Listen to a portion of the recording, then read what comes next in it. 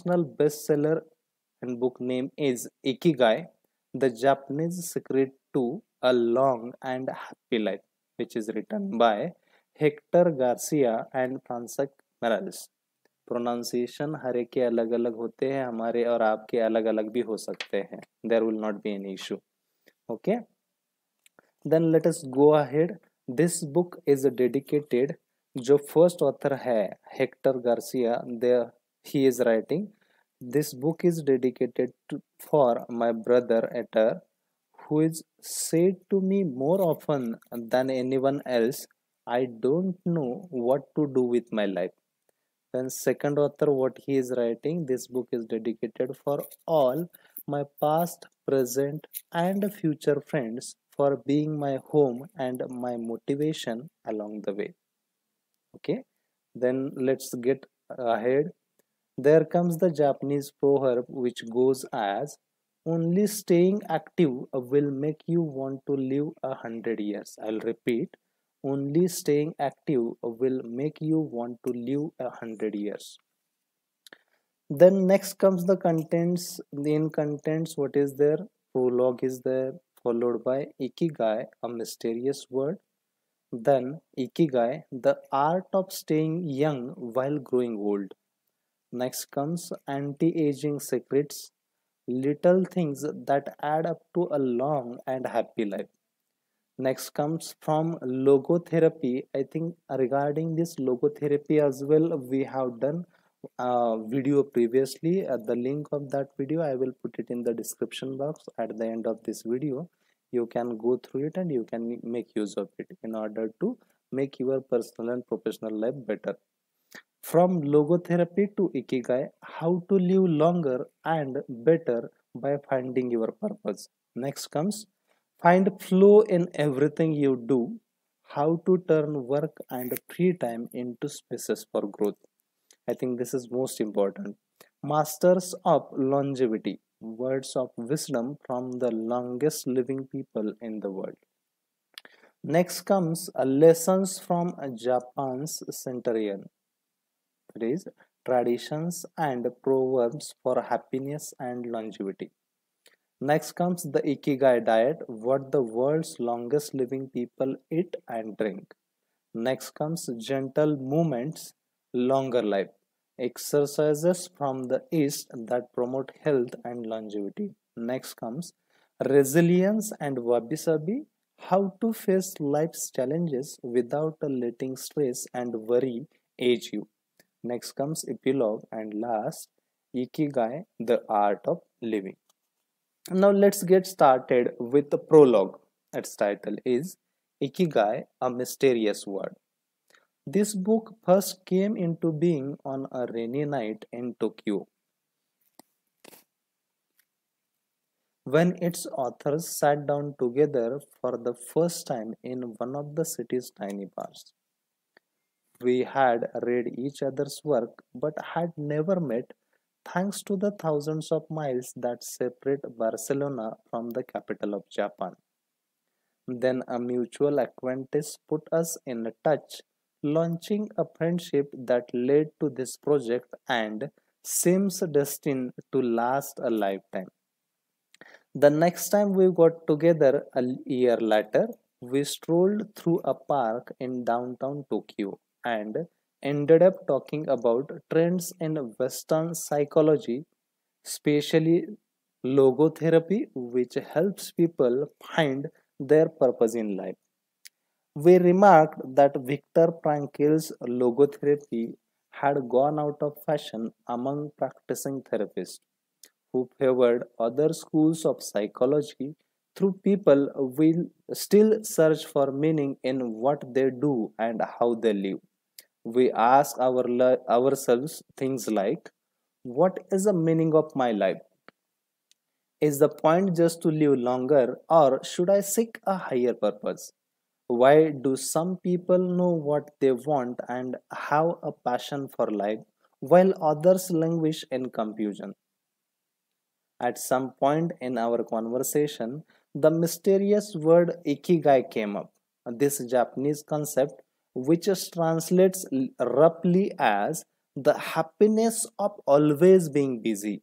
I'll repeat, this Japanese concept which translates roughly as the happiness of always being busy is like logotherapy, but it goes a step beyond.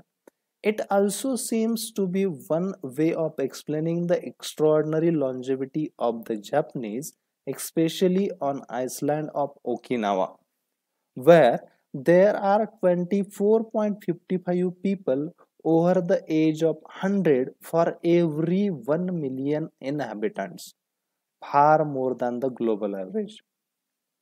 Those who study why the inhabitants of this island in the south of Japan live longer than people anywhere else in the world believe that one of the keys, in addition to a healthful diet, a simple life in the outdoors, green tea, and the subtropical climate, its average temperatures like that of Hawaii, is the ikigai that shapes their lives.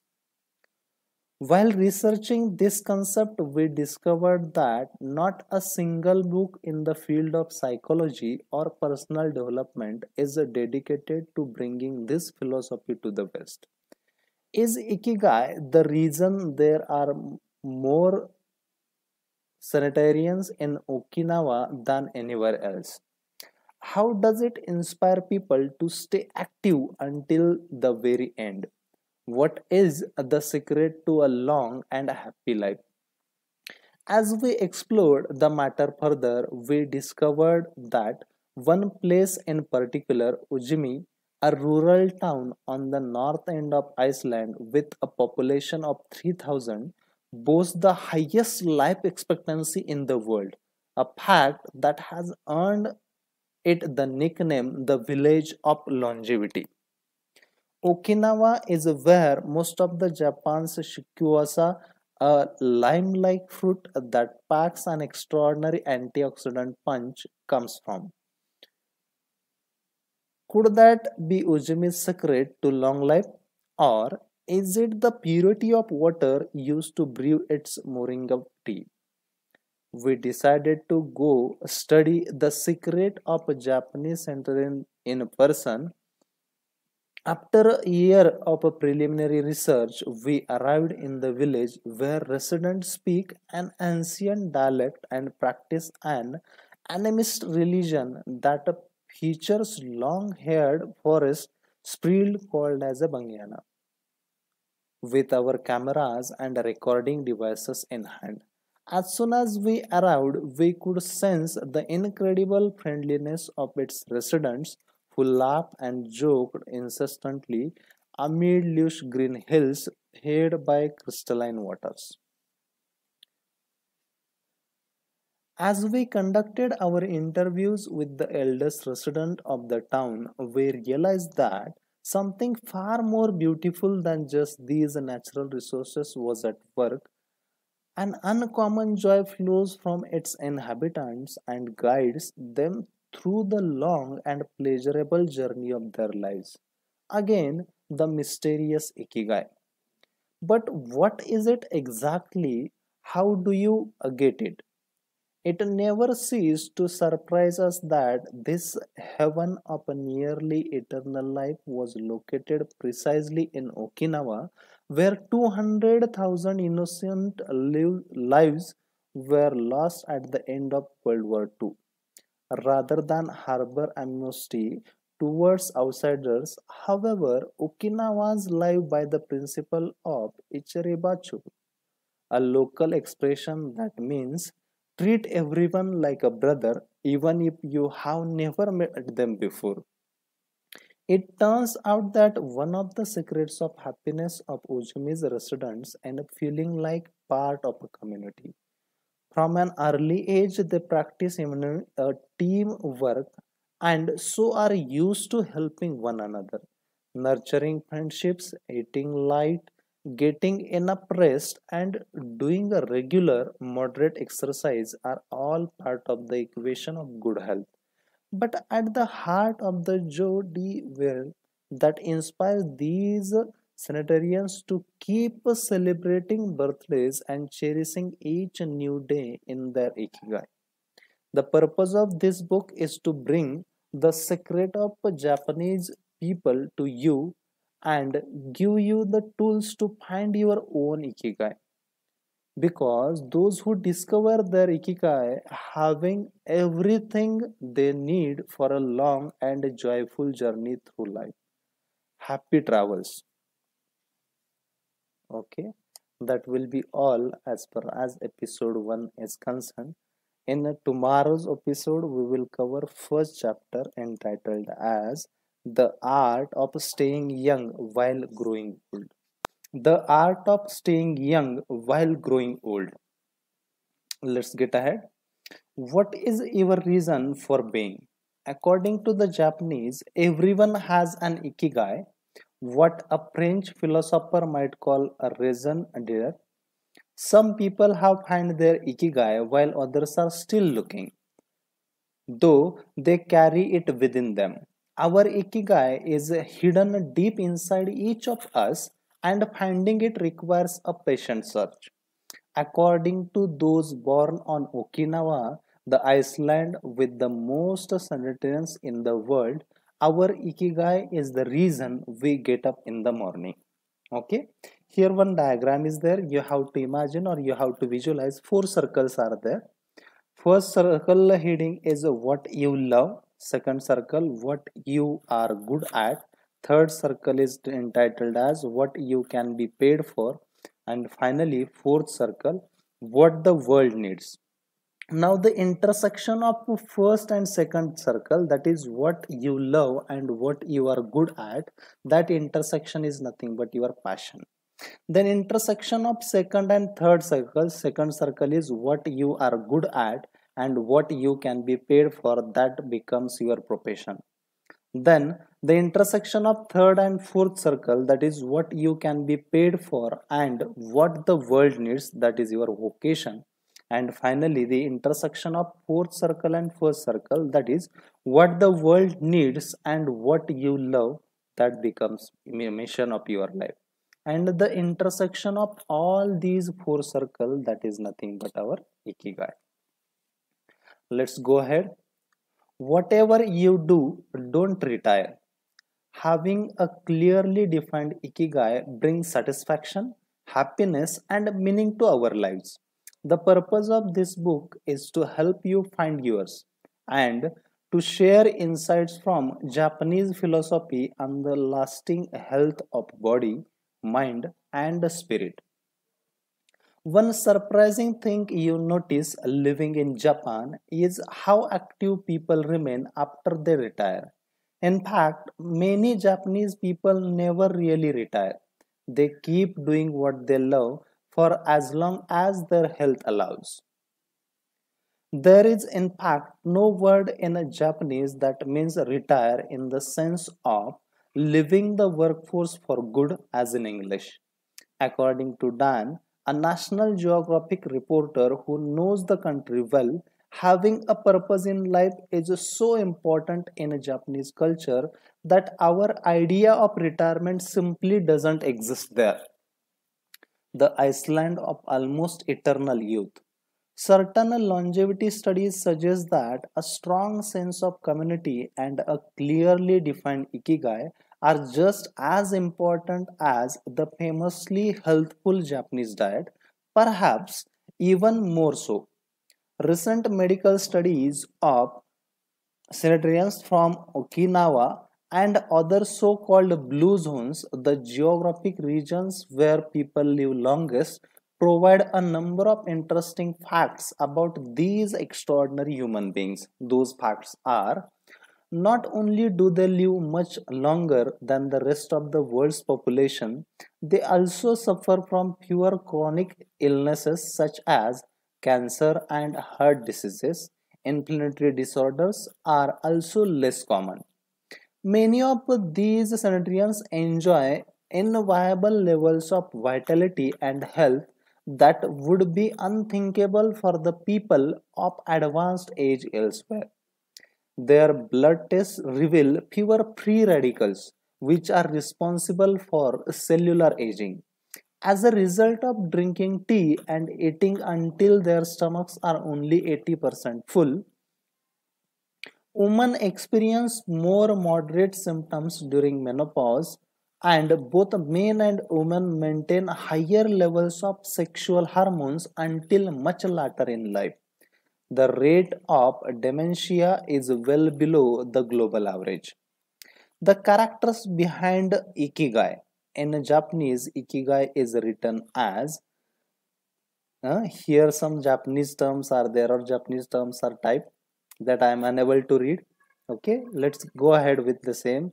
In a Japanese, Ikigai is written as combining, which means life, with which means to be worthwhile, and can be broken down into the characters, which means armor, number one, and to be the first to head into battle, taking initiatives as a leader, and which means beautiful or elegant. Though we will consider each of these findings over the course of book, research clearly indicates that the Okinawa's focus on Ikigai gives a sense of purpose to each and every day and plays an important role in their health and longevity. The five blue zones. Okinawa holds first place among the world's blue zones. In Okinawa, women in particular live longer and have fewer diseases than anywhere else in the world. Okay, this point must be highlighted. Okinawa, I will repeat it once again. Okinawa holds first place among the world's blue zones. In Okinawa, women in particular live longer and have fewer diseases than anywhere else in the world. The five regions identified and analyzed by Dan in this book, the blue zones are, okay, here the information regarding five blue zones is given. First one, Okinawa, Japan, especially the northern part of the island. The locals eat a diet rich in vegetables and tofu, typically served on small plates. In addition to their philosophy of Ikigai, the moi, or close-knit group of friends, plays an important role in their longevity. Then Sardinia, Italy, specifically the second place where blue zone is there, that is Sardinia, Italy, specifically the provinces of Neuro and Orlistia. Locals on this island consume plenty of vegetables and 1 or 2 glasses of wine per day. As in Okinawa, the cohesive nature of this community is another factor directly related to longevity. Then third blue zone is Loma Linda, California. Researchers studied a group of Seventh-day Adventists who are among the longest living people in the United States. Then fourth blue zone is the Nicoya Peninsula, Costa Rica. Locals remain remarkably active after 90. Many of the region's older residents have no problem getting up at 5:30 in the morning to work in the fields. Then Ikaria, Greece, fifth blue zone. One of every 3 inhabitants of this island near the coast of Turkey is over 90 years old, compared to less than 1% of the population of United States, a fact that has earned it a nickname, the Iceland of long life. The local secret seems to be a lifestyle that dates back to 500 BCs. In the following chapters, we will examine several factors that seems to be the keys to longevity and are found across the blue zones, paying special attention to Okinawa and its so-called village of longevity. First, however, it is worth pointing out that three of these regions are islands where resources can be scarce and communities have to help one another. For many, helping others might be an ikigai strong enough to keep them alive. According to scientists who have studied the five blue zones, the keys to longevity are diet, exercise, finding a purpose in life, or you can say an ikigai, and forming strong social ties, that is having a broad circle of friends and good family relations. Members of these communities manage their time well in order to reduce stress, consume little meat or processed food, and drink alcohol in a moderation. They don't do strenuous exercise, but they do move every day, taking walks and working in their vegetable gardens. People in the blue zones would rather walk than drive. Gardening, which involves daily low intensity movements, is a practice almost all of them have in common. The 80% secret. One of the most common sayings in Japan is harahachibu, which is repeated before or after eating and means something like fill your belly to 80%. Ancient wisdom advises against eating until we are full. This is why Okinawans stop eating when they feel their stomachs reach 80% of their capacity, rather than overeating and wearing down their bodies with long digestive processes that accelerate cellular oxidation. Of course, there is no way to know objectively if your stomach is at 80% capacity. The lesson to learn from this saying is that we should stop eating when we are starting to feel full. The extra side dish, the snack we ate when we know in our hearts we don't really need it. The apple pie after the lunch, all these will give us pleasure in the short term, but not having them will make us happier in the long term. The way food is served is also important. By presenting their meals on many small plates, the Japanese tend to eat less. A typical meal in a restaurant in Japan is served in five plates on a tray, four of them very small and the main dish slightly bigger. Having five plates in front of you makes it seem like you are going to eat a lot, but what happens most of the times is that you end up feeling slightly hungry. This is one of the reasons why Westerners in Japan typically lose weight and stay slim.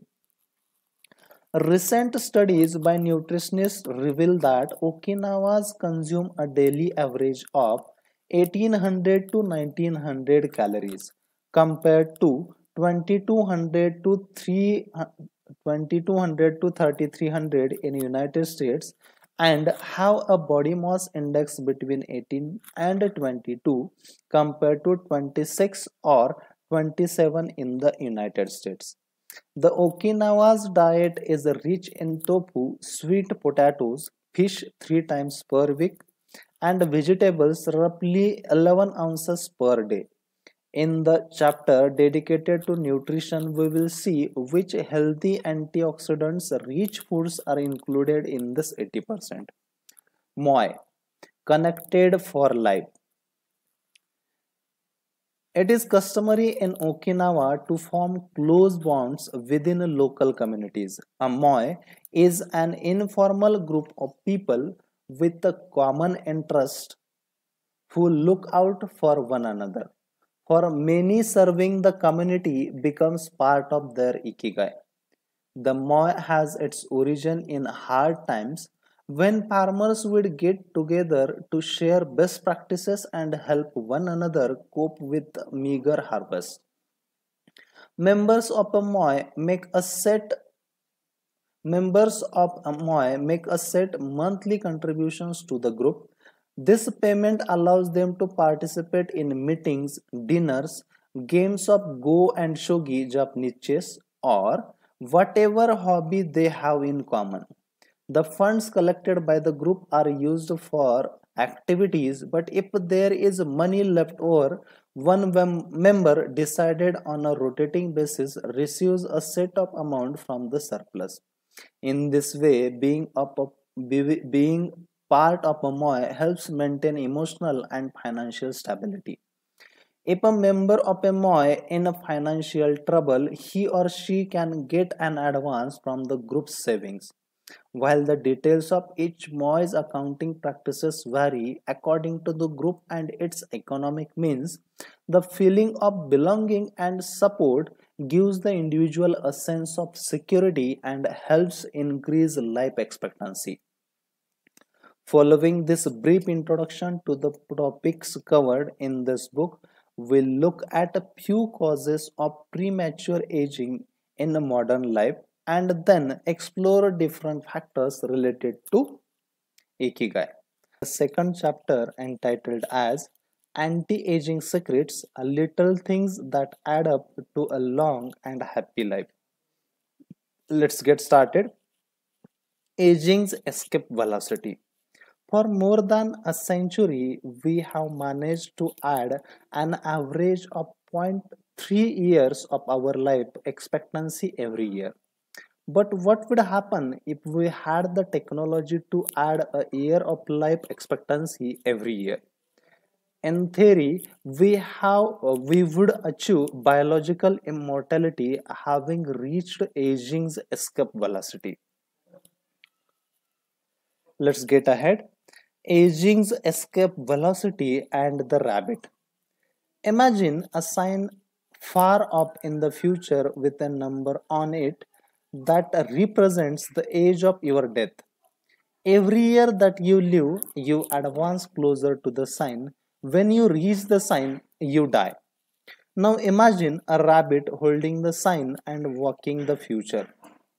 Every year that you live, the rabbit is half a year as far away. After a while, you will reach the rabbit and die.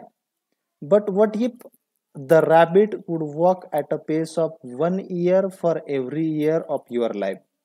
You would never be able to catch the rabbit and therefore you would never die.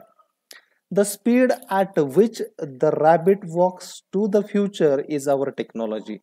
The more we advance technology and knowledge of our bodies, the faster we can make the rabbit walk. Aging's escape velocity is the moment at which the rabbit walks at a pace of 1 year per year or faster, and we become immortal. Researchers with an eye to the future, such as Rickville and Abrude-Gray, claim that we will reach this escape velocity in a matter of decades. Other scientists are less optimistic, predicting that we will reach a limit, a maximum age we won't be able to surpass, no matter how much technology we have. For example, some biologists assert that our cells stop regenerating after about 120 years. Active mind, youthful body. There is much wisdom in the classic saying, mens sana in corpore sana, a sound mind in a sound body. It reminds us that body mind and it reminds us that both mind and body are important and that the health of one is connected to that of the other. It has been shown that maintaining an active, adaptable mind is one of the key factors in staying young. Having a youthful mind also drives you towards a healthy lifestyle that will slow the aging process. Just as a lack of physical exercise has negative effects on our bodies and mood, a lack of mental exercise is bad for us because it causes our neurons and neural connections to deteriorate and as a result reduces our ability to react to our surroundings. This is why it's so important to give your brain a workout. One pioneer in advocating for mental exercise is the Israeli, who argues that the brain needs a lot of stimulation in order to stay in shape. As he stated in an interview with Eduard Punset, the Spanish television program reads, there is a tension between what is good for someone and what they want to do.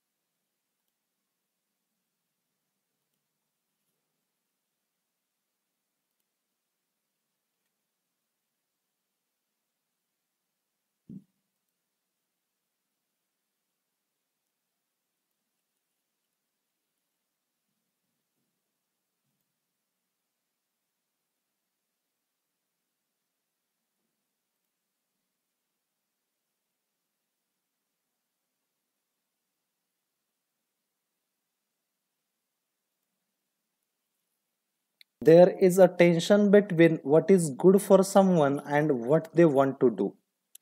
This is because people, especially older people, like to do things as they have always done them. The problem is that when the brain develops ingrained habits, it doesn't need to think anymore. Things get done quickly and efficiently on automatic pilot, often in a very advantageous way. This creates a tendency to stick to routines, and the only way of breaking these is to confront the brain with new information.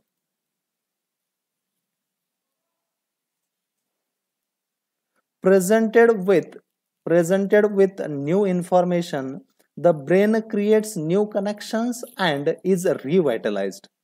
This is why it is so important to expose yourself to change, even if stepping outside your comfort zone means feeling a bit of anxiety. The effects of mental training have been scientifically demonstrated.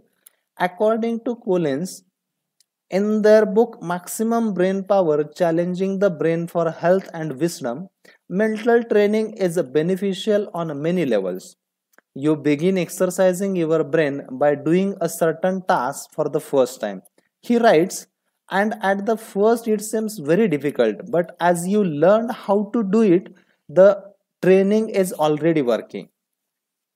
The second time you realize that it's easier, not harder to do, because you are getting better at it.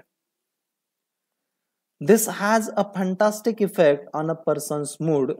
In and of itself, it is a transformation that affects not only the results obtained but also his or her self image.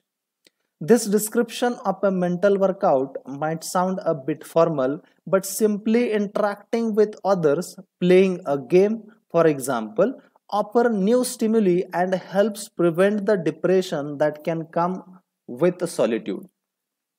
Our neurons start to age while we are still in our 20s. This process is slowed, however, by intellectual activity, curiosity, and a desire to learn. Dealing with new situations, learning something new every day, playing games, and interacting with other people seem to be essential anti aging strategies for the mind. Furthermore, a more positive outlook in this regard will yield greater mental benefits. Stress accused of killing longevity. Many people seem older than they are. Research into the causes of premature aging has shown that stress has a lot to do with it because the body wears down much faster during the periods of crisis. The American Institute of Stress investigated this degenerative process and concluded that most health problems are caused by stress. Researchers at the Hillingburg University Hospital conducted a study in which they subjected a young doctor to a job interview, which they made even more stressful by forcing him to solve complex math problems for 30 minutes. Afterwards, they took a blood sample. What they discovered was that his antibodies had created to stress the same way they react to pathogens, activating the proteins that trigger an immune response. The problem is that this response not only neutralizes harmful agents, it also damages healthy cells, leading them to age prematurely. The University of California conducted a similar study taking data and samples from 39 women who had high levels of stress due to the illness of one of their children and comparing them to samples from the women with healthy children and low levels of stress. They found that stress promotes cellular aging by weakening cell structures known as telomeres, which affect cellular regeneration and how our cells age. As the study revealed, the greater the stress, the greater the degenerative effect on cells.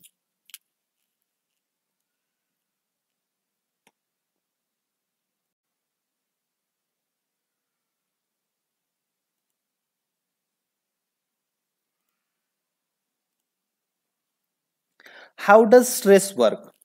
These days, people live at a frantic space and in a nearly constant state of competition. At this fever pinch, stress is a natural response to the information being received by the body as potentially dangerous or problematic. Theoretically, this is a useful reaction as it helps us survive in hostile surroundings. Over the course of our evolution, we have used this response to deal with difficult situations and to flee from predators. The alarm that goes off in our head makes our neurons activate the pituitary gland, which produces hormones that releases corticotropin, which in turn circulates through the body via the sympathetic nervous system. The adrenal gland is then triggered to release adrenaline and cortisol. Adrenaline raises our respiratory rate and pulse and prepare our muscles for action, getting the body ready to react to perceived danger, while cortisol increases the release of dopamine and blood glucose, which is what gets us charged up and allow us to face challenges. Now the cave dwellers were relaxed most of the time and modern humans work out most of the time and are alert to any and all threats. Okay, I'm going to read few terms regarding cave dwellers and modern humans. Second thing is felt stress only in very specific situations, are online or waiting for notification from their cell phones 24 hours a day. The threats were real, a predator could end their lives at any moment. The brain associates the ping of a cell phone or an email notification with the threat of a predator. Next thing for cave dwellers, high doses of cortisol and adrenaline at moments of danger kept the body healthy. Modern humans, low doses of cortisol flow constantly through the body with implications for a range of health problems including adrenal fatigue and chronic fatigue syndrome. Next, these processes are in a modernization beneficial. They help us overcome challenge in our daily lives. Nonetheless, the stress to which human beings are subjected today is clearly harmful. Stress has a degenerative effect over time. A sustained state of emergency affects the neurons associated with memory, as well as inhibiting the release of certain hormones, the absence of which can cause depression. Its secondary effects include irritability, insomnia, anxiety, and high blood pressure. As such, though challenges are good for keeping mind and body active, we should adjust our high stress lifestyles in order to avoid the premature aging of our bodies. Next, be mindful about reducing stress. Whether or not the threats we perceive are real, stress is an easily identifiable condition that not only causes anxiety but is also highly psychomatic, affecting everything from our digestive system to our skin. This is why prevention is so important in avoiding the toll that stress takes on us, and why many experts recommend practicing mindfulness. The central premise of this stress reduction method is focusing on the self, noticing our responses, even if they are conditioned by habit, in order to be fully conscious of them. In this way, we connect with the here and now and the limit thoughts that tend to spiral out the control. We have to learn to turn off the autopilot that's steering us in an endless loop. We all know people who snack while talking on the phone or watching the news. You ask them if the omelette they just ate had onion in it, and they can't tell you, say Roberto, who abandoned his fact-based life to become a certified instructor of mindfulness after an illness threw him into a period of acute stress. One way to reach a state of mindfulness is through meditation, which helps filter the information that reaches us from the outside world. It can also be achieved through breathing exercises, yoga, and body scans. Achieving mindfulness involves a gradual process of training, but with a bit of practice, we can learn to focus our mind completely, which reduces stress and helps us live longer. Next, a little stress is good for you. While sustained, intense stress is known as enemy of longevity and both mental and physical health, low levels of stress have been shown to be beneficial. After observing a group of test subjects for more than 20 years, Dr. Howard, a psychology professor at University of California, Riverside, discovered that people who maintained a low level of stress, who faced challenges and put their heart and soul into their work in order to succeed, lived longer than those who chose a more relaxed lifestyle and retired earlier. From this, he concluded that a small dose of stress is a positive thing, as those who live with low levels of stress and tend to develop healthier habits, smoke less, and drink less alcohol. Given this, it is not surprising that many of the super insurance people who live to be 110 or more, whom we will meet in this book, talk about having lived intense lives and working well into old age. Next, a lot of sitting will age you. In Western world in particular, the rise in sedentary behavior has led to numerous diseases such as hypertension and obesity, which in turn affects longevity. Spending too much time seated at work or at home not only reduces muscular and respiratory fitness but also increases appetite and curbs the desire to participate in activities.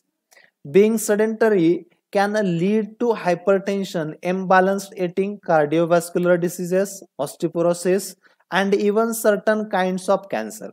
Recent studies have shown a connection between a lack of physical activity and the progressive distortion of telomeres in the human system, which ages those cells and in turn the organism as a whole.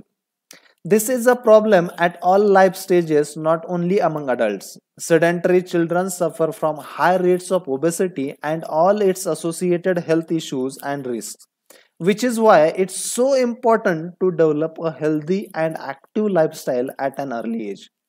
It's easy to be less sedentary, it just takes a bit of effort and a few changes to your routine. We can access a more active lifestyle that makes us feel better inside and out. We just have to add a few ingredients to our everyday habits. Here, few ingredients are mentioned. Walk to work or just go on a walk for at least 20 minutes each day. Use your feet instead of an elevator or escalator. This is good for your posture, your muscles, and your respiratory system, among other things. Participate in social or leisure activities so that you don't spend too much time in front of the television. Replace your junk food with fruit, and you will have less an urge to snack and more nutrients in your system. Get the right amount of sleep. 7 to 9 hours is good, but any more than that makes us lethargic. Play with children or pets or join a sport team. This is not only strengthens the body but also stimulates the mind and boosts self-esteem. Be conscious of your daily routine in order to detect harmful habits and replace them with more positive ones. By making these small changes, we can begin to renew our bodies and minds and increase our life expectancy. Next comes a model's best kept secret. though we age both externally and internally, both physically and mentally. One of the things that tell us the most about people's age is their skin, which takes on different textures and colors according to processes going on beneath the surface.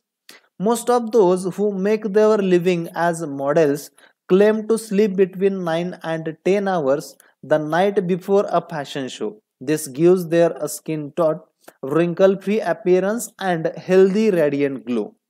Science has shown that sleep is a key anti aging tool because when we sleep, we regenerated melatonin, a hormone that occurs naturally in our bodies. The pineal gland produces it from the neurotransmitter serotonin according to our diurnal and nocturnal rhythms, and it plays a role in our sleep and waking cycles. A powerful antioxidant, melatonin, helps us live longer and also offers the following benefits. It strengthens the immune system. It contains an element that protects against cancer. It promotes the natural production of insulin. It slows the onset Alzheimer's disease. It helps prevent osteoporosis and fight heart diseases. For all these reasons, melatonin is greatly in preserving youth. It should be noted, however, the melatonin production decreases after age 30. We can compensate for this by eating a balanced diet and getting more calcium, soaking up a moderate amount of sun, soaking up a moderate amount of sun each day, getting enough sleep, avoiding stress, alcohol, tobacco, and caffeine, all of which make it harder to get a good night's rest, depriving us of the melatonin we need. Experts are trying to determine whether artificially stimulating production of melatonin might help slow the aging process, which would confirm the theory that we already carry the secret to longevity within us. Next, anti aging attitudes. The mind has tremendous power over the body and how quickly it ages. Most doctors agree that the secret to keeping the body young is keeping the mind active. A key element of Ikigai and in not caving in when we face difficulties throughout our lives. One study conducted at Ichiwa University found that the people who live the longest have two dispositional traits in common: a positive attitude and high degree of emotional awareness. In other words, those who face challenges with a positive outlook and are able to manage their emotions are already well on their way towards longevity. A stoic attitude, serenity in the face of a setback, can also help keep you young as it lowers anxiety and stress levels and stabilizes behavior. This can be seen in the greater life expectancies of certain cultures with unhurried, deliberate lifestyles. Many sanitarians and supersanitarians have similar profiles. They have had full lives that were difficult at times, but they knew how to approach these challenges with a positive attitude and not be overwhelmed by the obstacles they face. Alexander Emich, who in 2014 became the world's oldest living man at age 111, knew he had good genes but understood that other factors contributed too. The life you live is equally or more important for longevity, he said in an interview with Richards after being added to Guinness World Record in 2014. Next and last, an ode to longevity. During our stay in Ujimi, the village that holds the Guinness record for longevity, a woman who was about to turn 100 years old sang the following song for us in a mixture of Japanese and local dialects. The song goes as, to keep healthy and have a long life, it's just a little of everything with relish. Go to bed early, get up early, and then go out for a walk. We live each day with a serenity and we enjoy the journey. To keep healthy and have a long life, we get on well with all of our friends. Spring, summer, fall, winter, we happily enjoy all the seasons. The secret is to not get distracted by how old the fingers are, from the fingers to the head and the back once again. If you keep moving with your fingers working, 100 years will come to you. We can now use our fingers to turn the page to the next chapter, where we will look at the close relationship between longevity and discovering our life's mission. Okay, that's it for this episode number 3. In next episode, that is episode number 4, we will cover the chapter number 3, entitled as From Logotherapy to Ikigai: How to Live Longer and Better by Finding Your Purpose. Regarding this logotherapy, already I have prepared the video. You can go to the channel and you can have a look at it, and you can take out the learnings and you can enhance your personal and professional life. From logotherapy to Ikigai: How to live longer and better by finding your purpose. Let's get started. What is logotherapy? A colleague once asked Viktor Frankl to define his school of psychology in simple phrase, to which Frankl replied, well, in logotherapy, the patient sits up straight and has to listen to things that are, on occasion, hard to hear.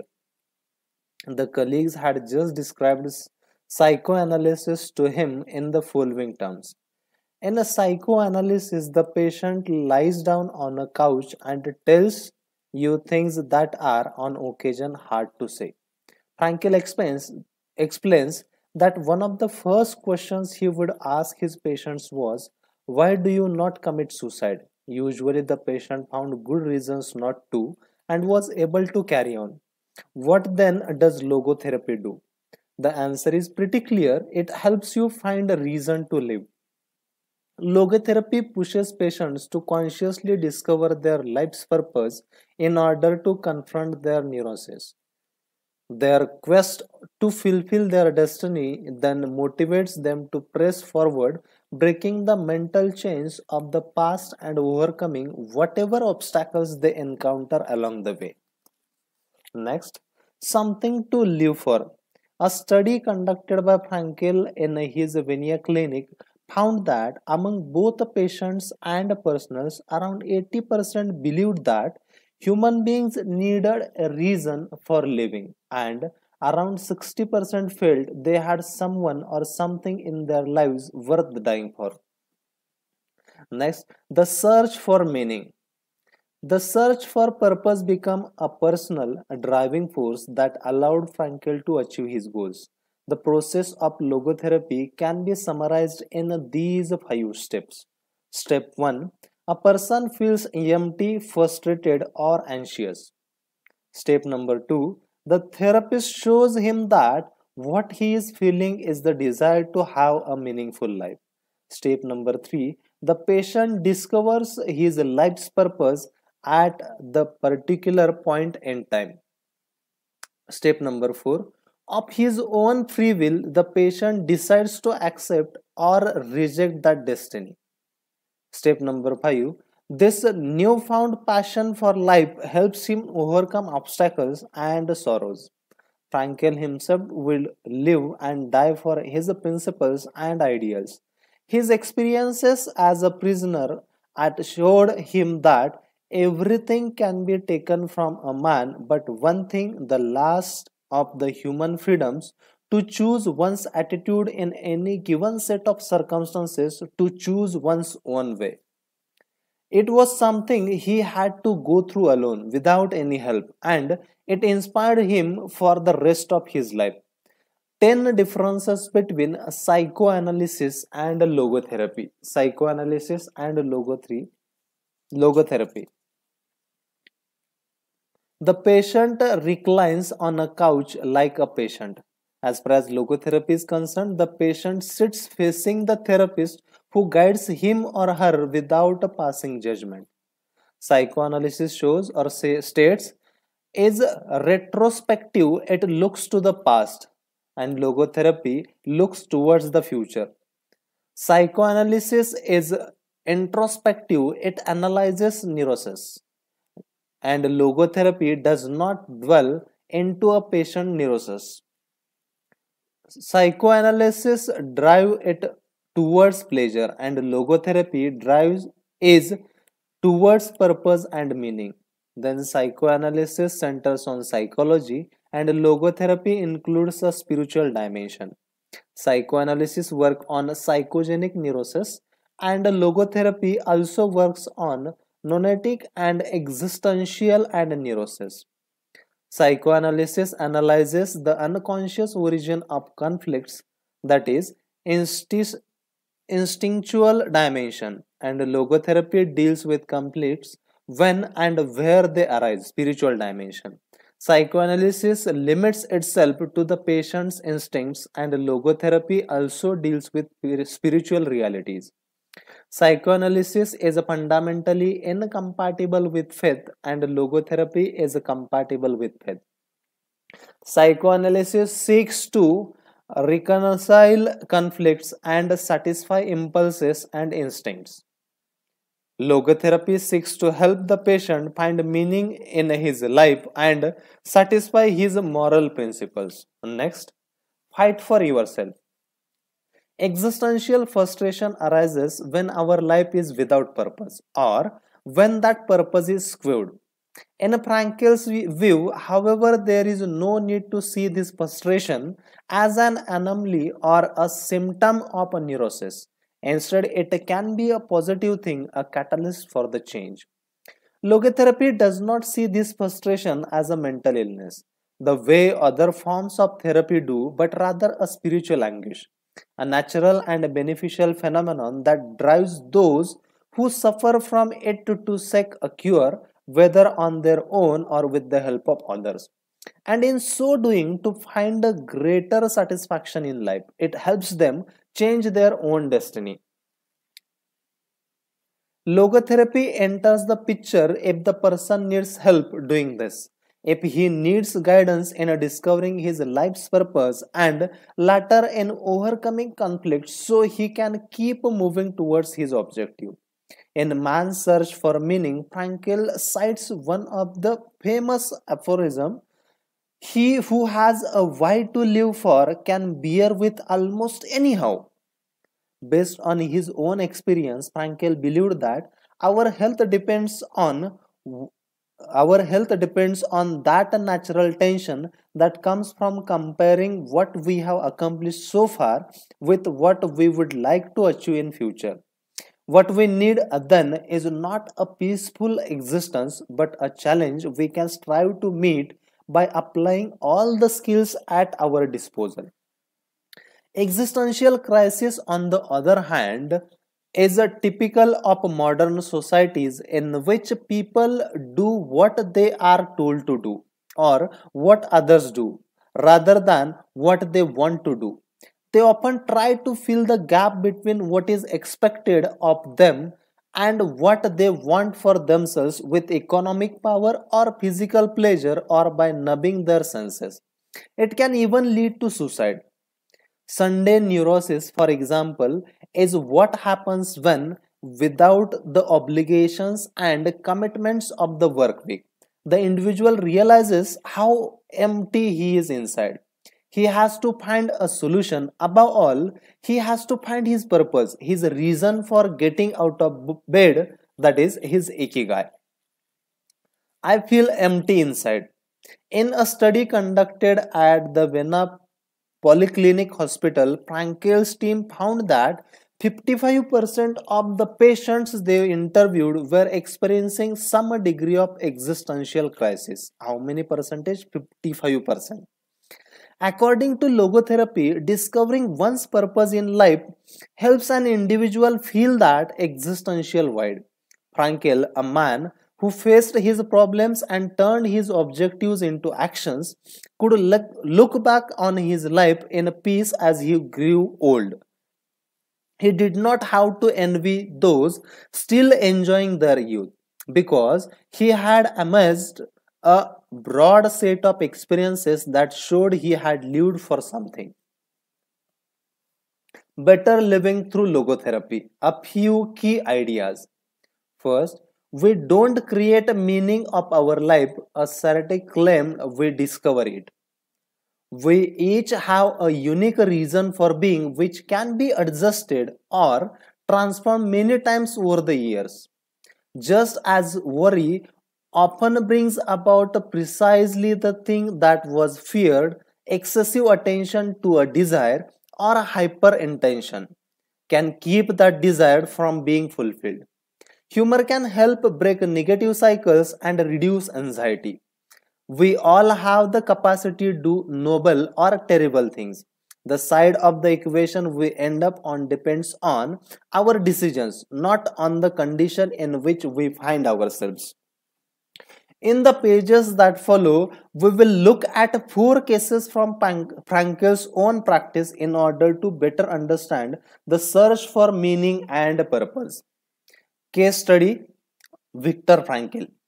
In German concentration camps, as in those that would later be built in Japan and Korea, psychiatrists confirmed that the prisoners with the greatest chance of survival were those who had things they wanted to accomplish outside the camp, those who felt a strong need to get out of there alive.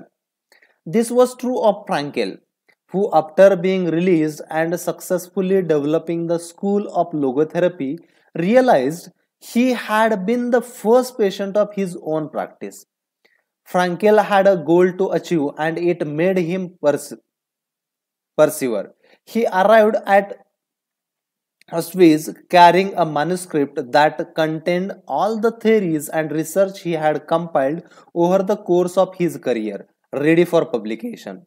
When it was confiscated, he felt compelled to write it all over again, and that need drove him and gave his life meaning amid the constant horror and doubt of the concentration camp. So much so that over the years, and especially when he fell ill with typhus, he would jot down fragments and keywords from the lost work or any scrap of paper he found. Case study: The American Diplomat. An important North American diplomat went to Frankel to pick up where he left off with a course of treatment he had started 5 years earlier in the United States. When Frankel asked him why he had started therapy in the first place, the diplomat answered that he hated his job and his country's international policies, which he had to follow and enforce. His American psychoanalyst, whom he had been seeing for years, insisted he make peace with his father so that his government and his job, both representations of the paternal figure, would seem less disagreeable. Frankel, however, showed him in just a few sessions that his frustration was due to the fact that he wanted to pursue a different career, and the diplomat concluded his treatment with that idea in mind. 5 years later, the former diplomat informed Frankel that he had been working during that time in a different profession and that he was happy. In Frankel's view, the man not only didn't need all those years of psychoanalysis, he also couldn't even really be considered a patient in the need of therapy. He was simply someone in search of a new life purpose. As soon as he found it, his life took a deeper meaning.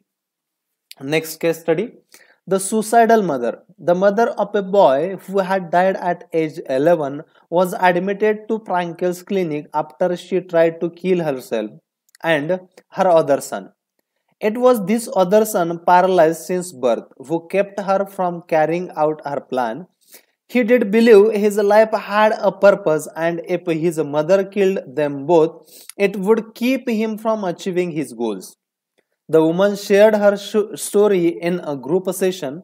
To help her, Frankel asked another woman to imagine a hypothetical situation in which she lay on her deathbed, old, wealthy, but childless.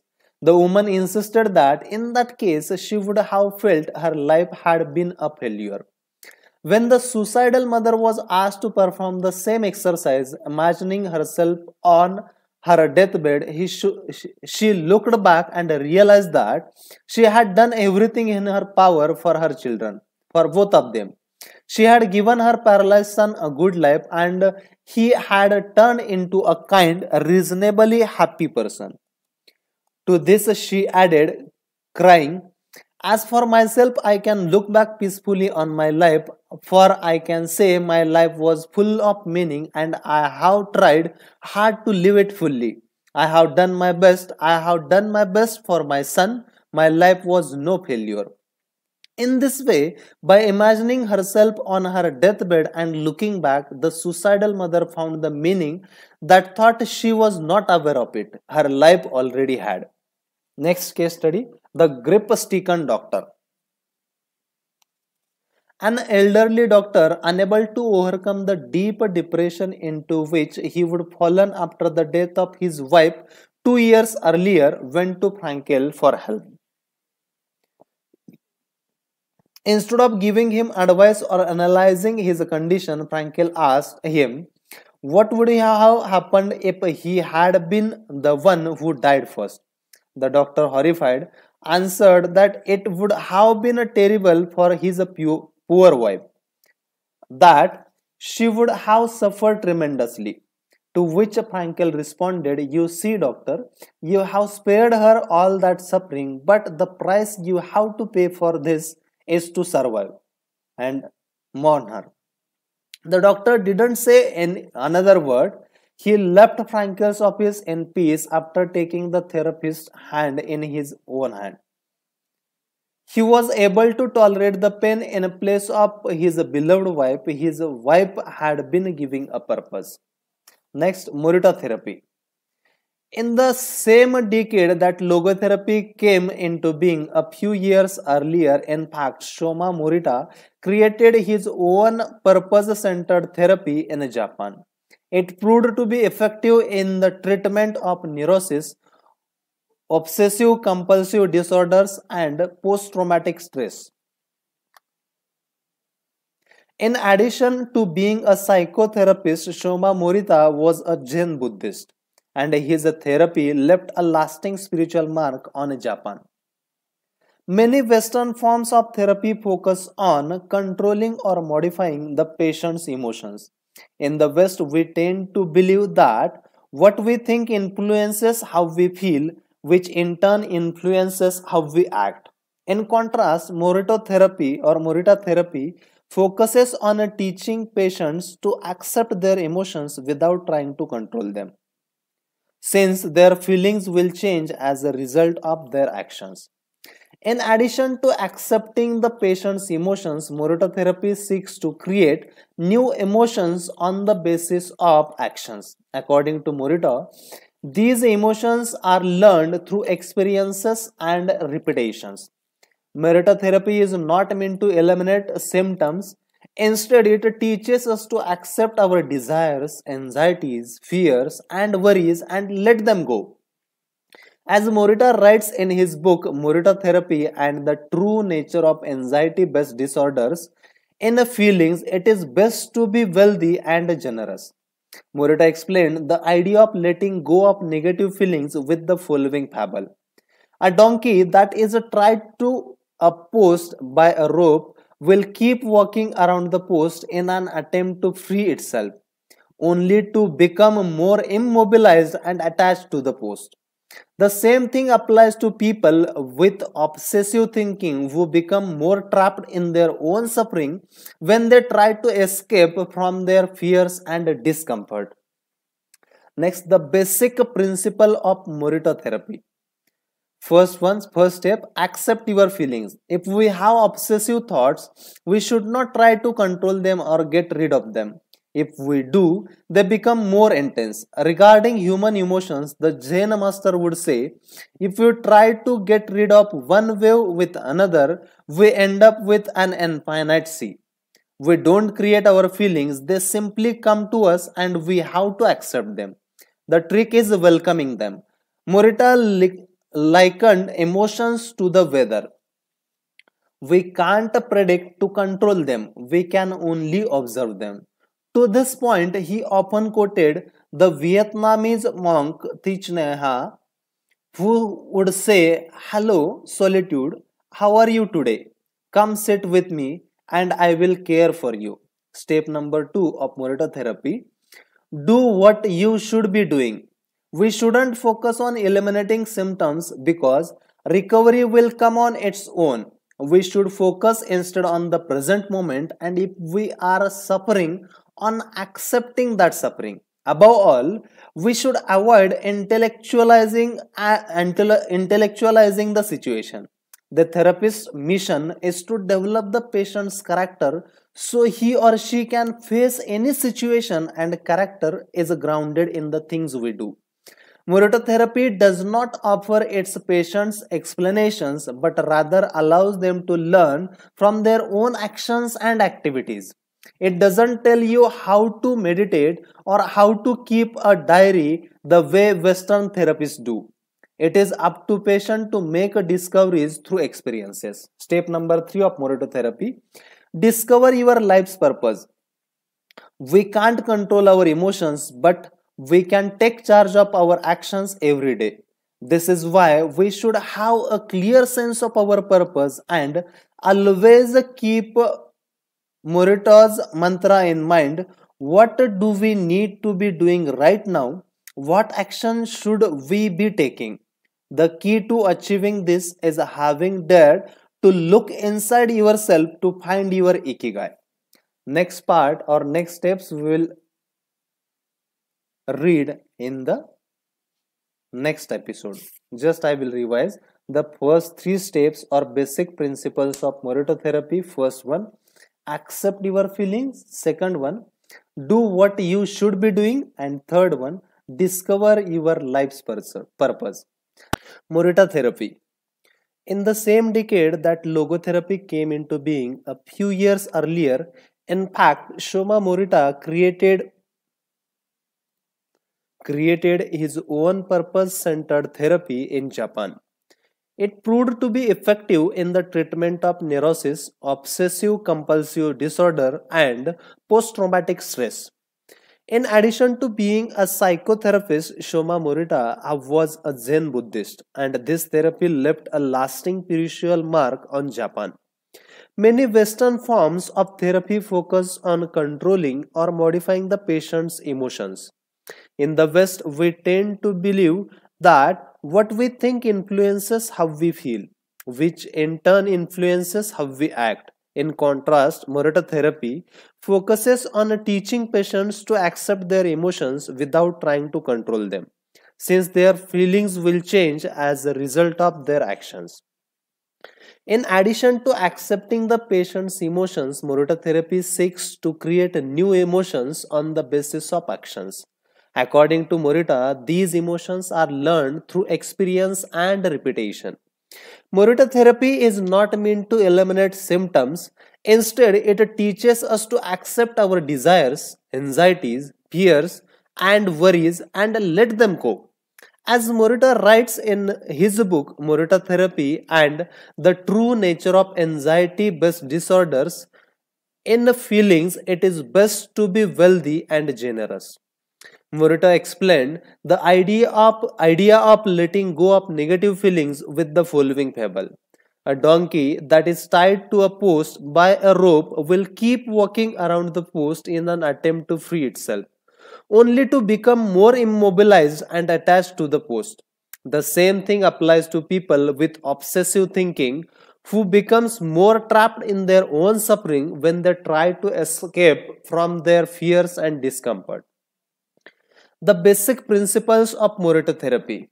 First principle, accept your feelings. If we have obsessive thoughts, we should not try to control them or get rid of them.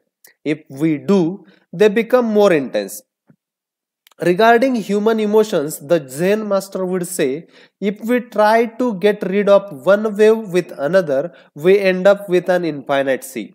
We don't create our feelings, they simply come to us and we have to accept them. The trick is welcoming them. Morital likened emotions to the weather. We can't predict or control them. We can only observe them. To this point, he often quoted the Vietnamese monk Thich Nhat, who would say, "Hello, solitude, how are you today? Come sit with me and I will care for you." Second principle, do what you should do what you should be doing. We shouldn't focus on eliminating symptoms because recovery will come on its own. We should focus instead on the present moment, and if we are suffering, on accepting that suffering. Above all, we should avoid intellectualizing the situation. The therapist's mission is to develop the patient's character so he or she can face any situation, and character is grounded in the things we do. Morita therapy does not offer its patients explanations but rather allows them to learn from their actions and activities. It doesn't tell you how to meditate or how to keep a diary the way Western therapists do. It is up to the patient to make discoveries through experience. Third principle, discover your life's purpose. We can't control our emotions, but we can take charge of our actions every day. This is why we should have a clear sense of our purpose and always keep Murita's mantra in mind. What do we need to be doing right now? What action should we be taking? The key to achieving this is having dared to look inside yourself to find your ikigai. Next, the four phases of Morita therapy. Morita's original treatment, which lasts 15 to 21 days, consists of following stages. First phase, isolation and rest, 5 to 7 days. During the first week of treatment, the patient rests in a room without any external stimuli. No television, books, families, friends, or speaking. All the patient has is his thoughts. He lies down for most of the day and is visited regularly by the therapist, who tries to avoid interacting with him as much as possible. The therapist simply advises the patient to continue observing the rise and fall of his emotions as he lies there. When the patient gets bored and wants to start doing things again, he is ready to move on to the next stage of therapy. Second phase, light occupational therapy, 5 to 7 days. In this stage, the patient performs repetitive tasks in silence. One of these is keeping a diary about his thoughts and feelings. The patient goes outside after a week of being shut in, takes walks in nature, and does breathing exercises. He also starts doing simple activities such as gardening, drawing, or painting. During this stage, the patient is still not allowed to talk to anyone except the therapist. Third phase, occupational therapy, 5 to 7 days. In this stage, the patient performs tasks that require physical movement. Dr. Morita liked to take his patients to the mountains to chop wood. In addition to physical tasks, the patient is also immersed in other activities such as writing, painting, or making ceramics. The patient can speak with others at this stage, but only about the tasks at the hand. And fourth stage, the return to social life and the real world. The patient leaves the hospital and is reintroduced to social life but maintains the practices of meditation and occupational therapy developing during the treatment. The idea is to reenter society as a new person with a sense of purpose and without being controlled by social or emotional pressures. I will repeat the four phases of Morita therapy. First phase, isolation and rest. It lasts for around 5 to 7 days. Second phase, light occupational therapy. It goes for 5 to 7 days. Third phase, occupational therapy. It also goes for 5 to 7 days. And last, the return to social life and the real world. This also lasts for the 5 to 7 days. Next, Nichiren meditation. Morita was a great Zen master of Nichiren introspective meditations. Much of his therapy draws on his knowledge and mastery of this school, which centers on 3 questions the individual must ask him or herself. First question, what have I received from the person X? Second question, what have I given to person X? And third question, what problems have I caused person X? I'll repeat the 3 questions which you have to ask to yourself. First question, what have I received from person X? What have I given to person X? And what problems have I caused to person X? Through these reflections, we stop identifying others as a cause of our problems and deepen our own sense of responsibility. As Morita said, if you are angry and want to fight, think about it for 3 days before coming to blows. After 3 days, the intense desire to fight will pass on its own. Next, and now Ikigai. Logotherapy and Morita therapy are both grounded in a personal, unique experience that you can access without therapists or spiritual retreats. The mission of finding your Ikigai, your existential fuel, once you find it, it is only a matter of having the courage and making the effort to stay on the right path. In the following chapters, we will take a look at the basic tools you will need to get moving along with that path. Finding flow in the task you have chosen to do, eating in a balanced and mindful way, doing low intensity exercise and learning not to give in when difficulties arise. In order to do this, you have to accept that the world, like the people who live in it, is imperfect, but that it is still full of opportunities for growth and achievement. Are you ready to throw yourself into your passion as if it were the most important thing in the world? We'll go with the chapter number 4 entitled as Find Flow in Everything You Do, How to Turn Work and Free Time into Spaces for Growth. We are what we repeatedly do. Excellence then is not an act but a habit, said by Aristotle. Going with the flow. Imagine you are skiing down one of your favorite slopes. Powdery snow flies up on both sides of you like white sand. Conditions are perfect. You are entirely focused on skiing as well as you can. You know exactly how to move at each moment. There is no future, no past, there is only the present. You feel the snow, your skies, your body, your consciousness united as a single entity. You are completely immersed in the experience, not thinking about or distracted by anything else. Your ego dissolves and you become part of what you are doing. This is the kind of experience Bruce Lee described with his famous "Be water, my friend." We have all felt our sense of time vanish when we lose ourselves in an activity we enjoy. We start cooking and before we know it, several hours have passed. We spend an afternoon with a book and forget about the world going by until we notice the sunset and realizes we haven't eaten dinner. We go suffering and don't realize how many hours we have spent in the water until the next day when our muscles ache. The opportunity can also happen. When we have to complete a task we don't want to do, every minute feels like a lifetime and we can't stop looking at our watch. As the quick attributed to Einstein goes,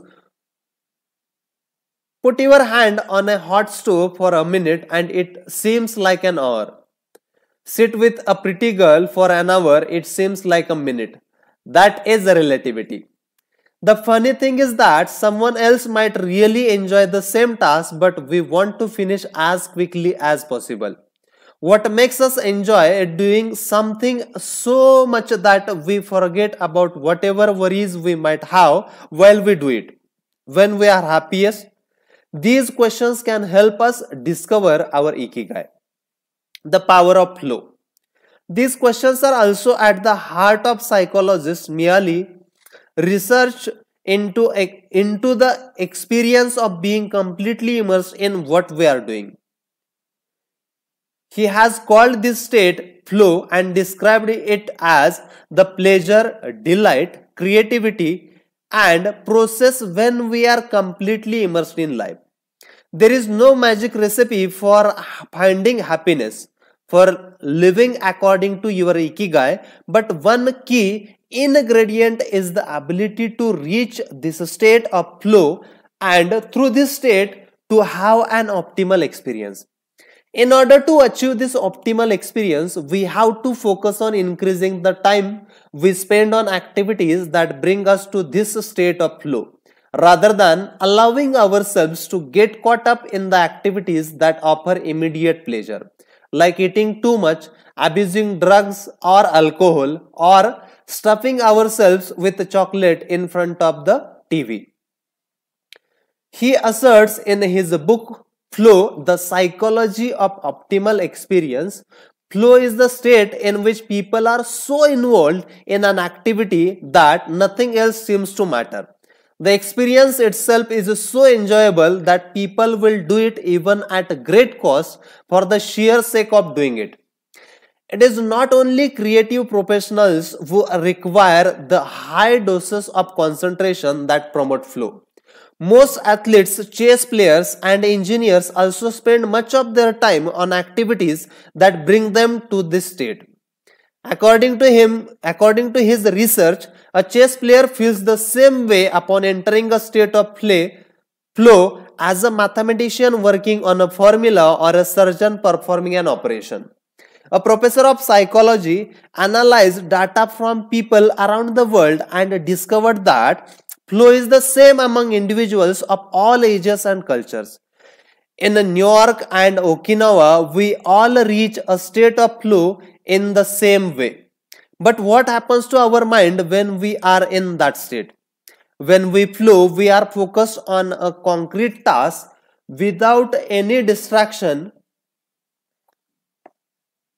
Our mind is in order. The opposite occurs when we try to do something while our mind is on other things.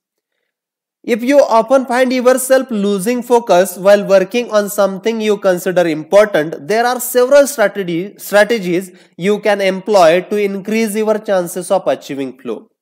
The 7 conditions for achieving flow.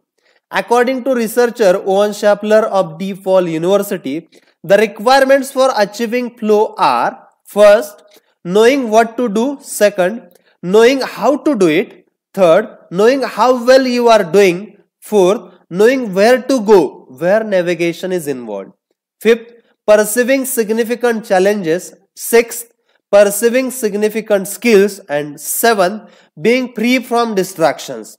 I will repeat the 7 conditions for achieving flow. First, knowing what to do. Next, knowing how to do it. Next, knowing how well you are doing. Next, knowing where to go, where navigation is involved. Next, perceiving significant challenges. Next, perceiving significant skills. And last, being free from distractions. Okay, in tomorrow's episode, we will thrive much deeper into these 7 conditions for achieving the flow. The 7 conditions for achieving flow.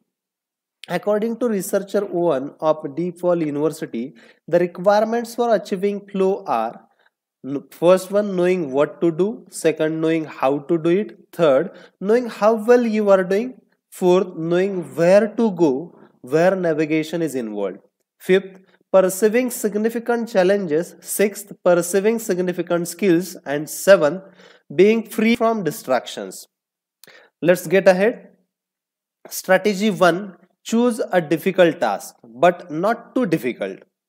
Scaffold model encourages us to take on tasks that we have a chance of completing but that are slightly outside our comfort zone.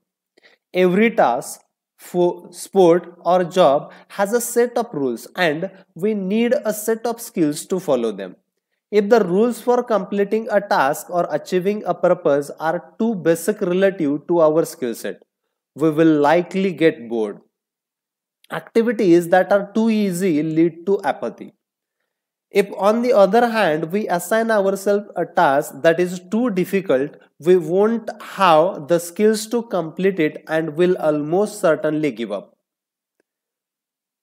and feel frustrated to boot.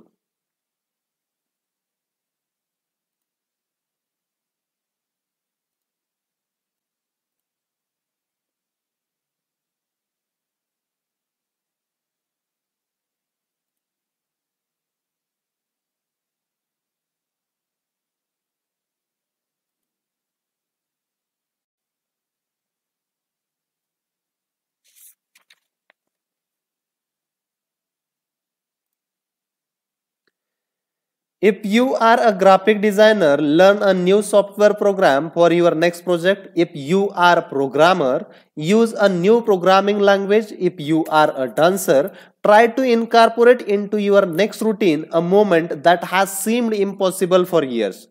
Add a little something extra, something that takes you out of your comfort zone. Even doing something as simple as reading means following certain rules, having certain abilities and knowledge. If we set out to read a book on quantum mechanics for specialists in physics without being specialists in physics ourselves, we will probably give up after a few minutes. On the other hand, on the other end of the spectrum, if we already know everything a book has to tell us, we will get bored right away. However, if the book is appropriate to our knowledge and abilities and builds on what we already know, we will immerse ourselves in our reading and time will flow. This pleasure and satisfaction are evidence that we are in tune with our ikigai. Easy is boredom, challenging is flow, and beyond our abilities, that is anxiety. Strategy number 2, have a clear, concrete objective. Video games played in moderation, board games, and sports are great ways to achieve flow because the objective tends to be very clear. Beat your rival or your own record while following a set of explicitly defined rules. Unfortunately, the objective isn't quite as clear in most situations. According to study of Boston Consulting Group, when asked about their bosses, the number one complaint of employees at multinational corporations is that they don't communicate the team's mission clearly, and that as a result, the employees don't know what their objectives are. What often happens, especially in big companies, is that the executives get lost in the details of obsessive planning, creating strategies to hide the fact that they don't have a clear objective. It's like heading out to sea with a map but no destination. It is much more important to have a compass pointing to a concrete objective than to have a map. Jay Ito, director of MIT Media Lab, encourages us to use the principle of compass over maps as a tool to navigate our world of uncertainty.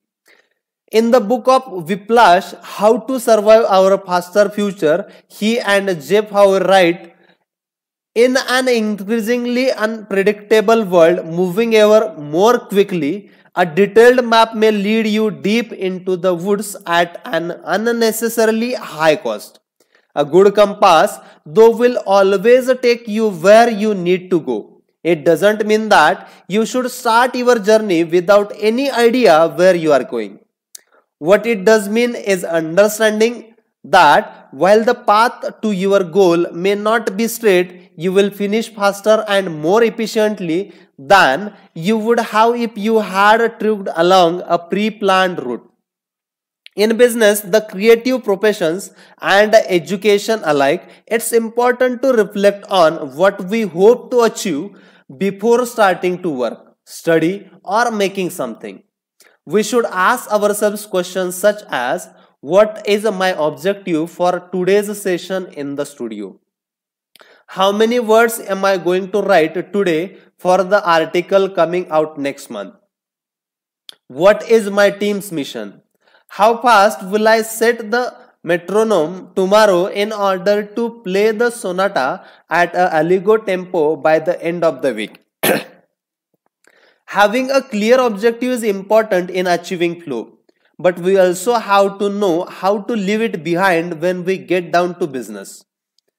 Once the journey has begun, we should keep this objective in mind without obsessing over it. When Olympic athletes compete for a gold medal, they can't stop to think how pretty the medal is. They have to be present in the moment, they have to flow. If they lose focus for a second thinking how proud they will be to show the medal to their parents, they will almost certainly commit an error at a critical moment and will not win the competition. One common example of this is a writer's block. Imagine that a writer has to finish a novel in 3 months. The objective is clear. The problem is that the writer can't stop obsessing over it. Every day she wakes up thinking, I have to write that novel. And every day she sets about reading the newspaper and cleaning the house. Every evening she feels frustrated and promises she will get to work the next day. Days, weeks and months pass and the writer still hasn't gotten anything down on the page. When all it would have taken was to sit down and get that first word out, then the second, to flow this project expressing her ikigai. As soon as you take this first small step, your anxiety will disappear and you will achieve a pleasant flow in the activity you are doing. Getting back to Albert Einstein, a happy man is too satisfied with the present to dwell on the future. Vague objectives says confusion, time and energy wasted on meaningless tasks, and that leads to mental blocks. Clearly defined objectives and focus on a process leads us to flow. Obsessive desire to achieve a goal while ignoring process will lead to fixation on the objectives rather than getting down to business, and further it will create mental blocks. Strategy number 3. Concentrate on a single task. This is perhaps one of the greatest obstacles we face today with so much technology and so many distractions. We are listening to a video on YouTube while writing an email when suddenly a chat prompt pops up and we answer it. Then our smartphone vibrates in our pocket. Just as soon as we respond to that message, we are back to our computer logging on to Facebook. Pretty soon 30 minutes have passed and we have forgotten what the email we were writing was supposed to be about.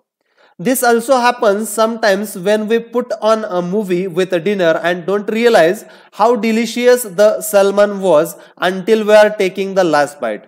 We often think that combining tasks will save us time, but scientific evidence shows that it has the opposite effect. Even those who claim to be good at multitasking are not very productive. In fact, they are some of the least productive people.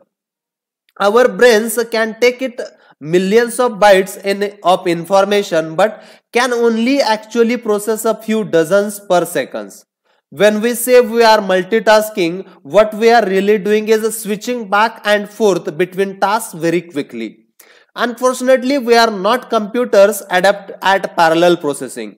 We end up spending all our energy altering between tasks instead of focusing on doing one of them well. Concentrating on one thing at a time may be the single most important factor in achieving flow. I'll repeat it. Concentrating on one thing at a time may be the single most important factor in achieving flow. In order to focus on a task, we need to be in a distraction-free environment, and second one, to have control over what we are doing at every moment. Technology is great if we are control of it. We are in control of it. It's not so great if it takes control of us. For example, if you have to write a research paper, you might sit down at your computer and use Google to look up the information you need. However, if you are not very disciplined, you might end up surfing the web instead of writing that paper. In that case, Google and the internet will have taken over, pulling you out of your state of flow. It has been scientifically shown that if we continually ask our brain to switch back and forth between tasks, we waste time, make more mistakes, and remember less of what we have done. Several studies conducted at Stanford University by Clifford Ivar describes our generation as suffering from an epidemic multitasking. One such study analyzed the behavior of hundreds of students, dividing them into groups based on the number of things they tended to do at once. The students who were the most addicted to multitasking typically altered among more than 4 tasks, for example, taking notes while reading a textbook, listening to a podcast, answering messages on their smartphones, and sometimes checking their Twitter timeline. Each group of students was shown a screen with several red and several blue arrows. The objective of the exercise was to count the red arrows. At first, all the students answered correctly right away without much trouble. As the number of blue arrows increased, the number of red arrows stayed the same, only their position changed. However, the students accustomed to multitasking had serious trouble counting the red arrows in the time allotted, or as quickly as the student who did not habitual multitaskers. For one very simple reason, they got distracted by the blue arrows. Their brains were trained to pay attention to every stimuli regardless of its importance, while the brains of the other students were trained to focus on a single task, in this case counting the red arrows and ignoring the blue ones. Other studies indicates that working on several things at once lowers our productivity by at least 60% and our IQ by more than 10 points. One study funded by the Swedish Council for Working Life and Social Research found that a sample group of more than 4,000 young adults between the ages of 20 and 24 who were addicted to their smartphones got less sleep, felt less connected to their community at school, and were more likely to show signs of depression. Concentrating on a single task makes us achieving flow more likely, increases productivity, increases our power of retention, makes us less likely to make mistakes, helps us feel calm and in control of the task at our hand, causes us to become more considerate as we pay full attention to those around us, increases creativity. And multitasking makes achieving flow impossible, decreases productivity by 60% though it doesn't seem to, makes it harder to remember things, makes us more likely to make mistakes, makes us feel stressed by the sensation that we are losing control, that our tasks are controlling us, causes us to hurt those around us through our addiction to stimuli, always checking our phones, always on social media. And finally, reduces creativity. What we can do to avoid falling victim to this flow impeding epidemic? How can we train our brains to focus on a single task? Here are a few ideas for creating a space and a time free of distractions to increase our chance of reaching a state of flow and thereby getting in touch with our Ikigai. Don't look at any kind of screen for the first hour you are awake and the last hour before you go to sleep. Turn off your phone before you achieve flow. There is nothing more important than the task you have chosen to do during this time. If this seems too extreme, enable the do not disturb function so only the people closest to you can contact you in case of emergency. Designate one day of the week, perhaps a Saturday or Sunday, a day of technological fasting, making exceptions only for e-readers without Wi-Fi or MP3 players. Go to a cafe that doesn't have Wi-Fi. Read and respond to email only once or twice per day. Define those times clearly and stick to them.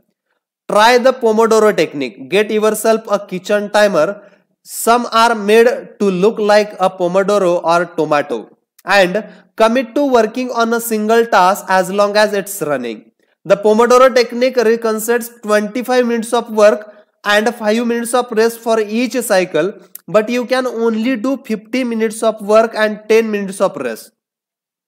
Find the pace that's best for you, and the most important thing is to disciplined in completing each cycle. Start your work session with a ritual you enjoy and end it with a reward. Train your mind to return to present when you find yourself getting distracted. Practice mindfulness or another form of meditation. Go for a walk or a swim, whatever will help you get centered again. Work with a space where you will not be distracted. If you can't do this at home, go to library, a cafe, or if your task involves playing the saxophone, a music studio. If you find that your surroundings continue to distract you, keep looking until you find the right place. Divide each activity into groups of related tasks and assign each group into own place and time. For example, if you are writing a magazine article, you could do research and take notes at home in the morning, write in the library in the afternoon, and edit on the couch at night. Bundle routine tasks such as sending out invoices, making phone calls, and so on, and do them all at once. Advantages of flow. A focused mind, living in the present, we are free from worry. Our flyby, we feel in control, we prepare thoroughly, we know what we should be doing at any given moment, our mind is clear and overcomes all obstacles to the flow of thought. It's pleasant, our ego fades, we are not the ones controlling the activity or task, we are doing the task is leading us. Then what are the disadvantages of distractions? A wandering mind, thinking about the past and the future, concerns about our daily life and the people around us invade our thoughts. Every minute seems endless. We lose control and fail to complete the task at hand, or other tasks or people keep us from our work. We act without being prepared. We frequently get stuck and don't know how to proceed. We are plagued by doubts, concerns, and low self-esteem. It's boring and exhausting. Constant self-criticism, our ego is present and we feel frustrated. Flow in Japan. Takumis, engineers, geniuses, and otakus. What do takumis, artisans, engineers, inventors, and otakus, fans of anime and manga, have in common? They all understand the importance of flowing with their ikigai at all times. One widespread stereotype about people in Japan is that they are exceptionally dedicated and hardworking. Even though some Japanese people say they look like they are working harder than they really are. There is no doubt, though, about their ability to be completely absorbed in a task or about their perseverance when there is a problem to be solved. One of the first words one learns when starting the Japanese lesson is ganbaru, which means to persevere or to stay firm by doing one's best. Japanese people often apply themselves to even the most basic tasks with an intensity that borders on obsession. We see this in all kinds of contexts, from the retirees taking meticulous care of their rice fields in the mountains, to the college students working the weekend shift in convenient stores known as konebis. If you go to Japan, you will experience this attention to detail firsthand in almost every transaction. Walk into one of the stores that sell handcrafted objects in Naha, Kanzawa, or Koto, and you will also discover that Japan is a treasure trove of traditional craftswork. The people of Japan have a unique talent for creating new technologies while preserving artisanal tradition and techniques. The art of takumi. The Toyota employs artisans who are able to make a certain type of screw by hand. These takumis, or experts in a particular manual skill, are extremely important to Toyota, and they are hard to replace. Some of them are the only people who know how to perform their exact skill, and it does not seem as though a new generation is going to take up the mantle. Turntable needles are another example.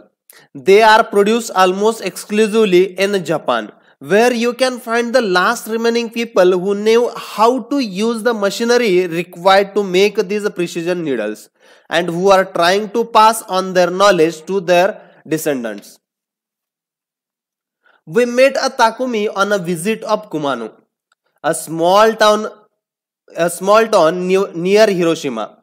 We were there for the day working on a photo essay for one of the most famous brand of makeup brushes in the West. The billboard welcoming visitors to Kumano shows a mascot holding a large brush. In addition to the brush factories, the town is full of little houses and vegetable gardens. Heading further in, you can see several Shino shrines at the base of the mountains that surround the town.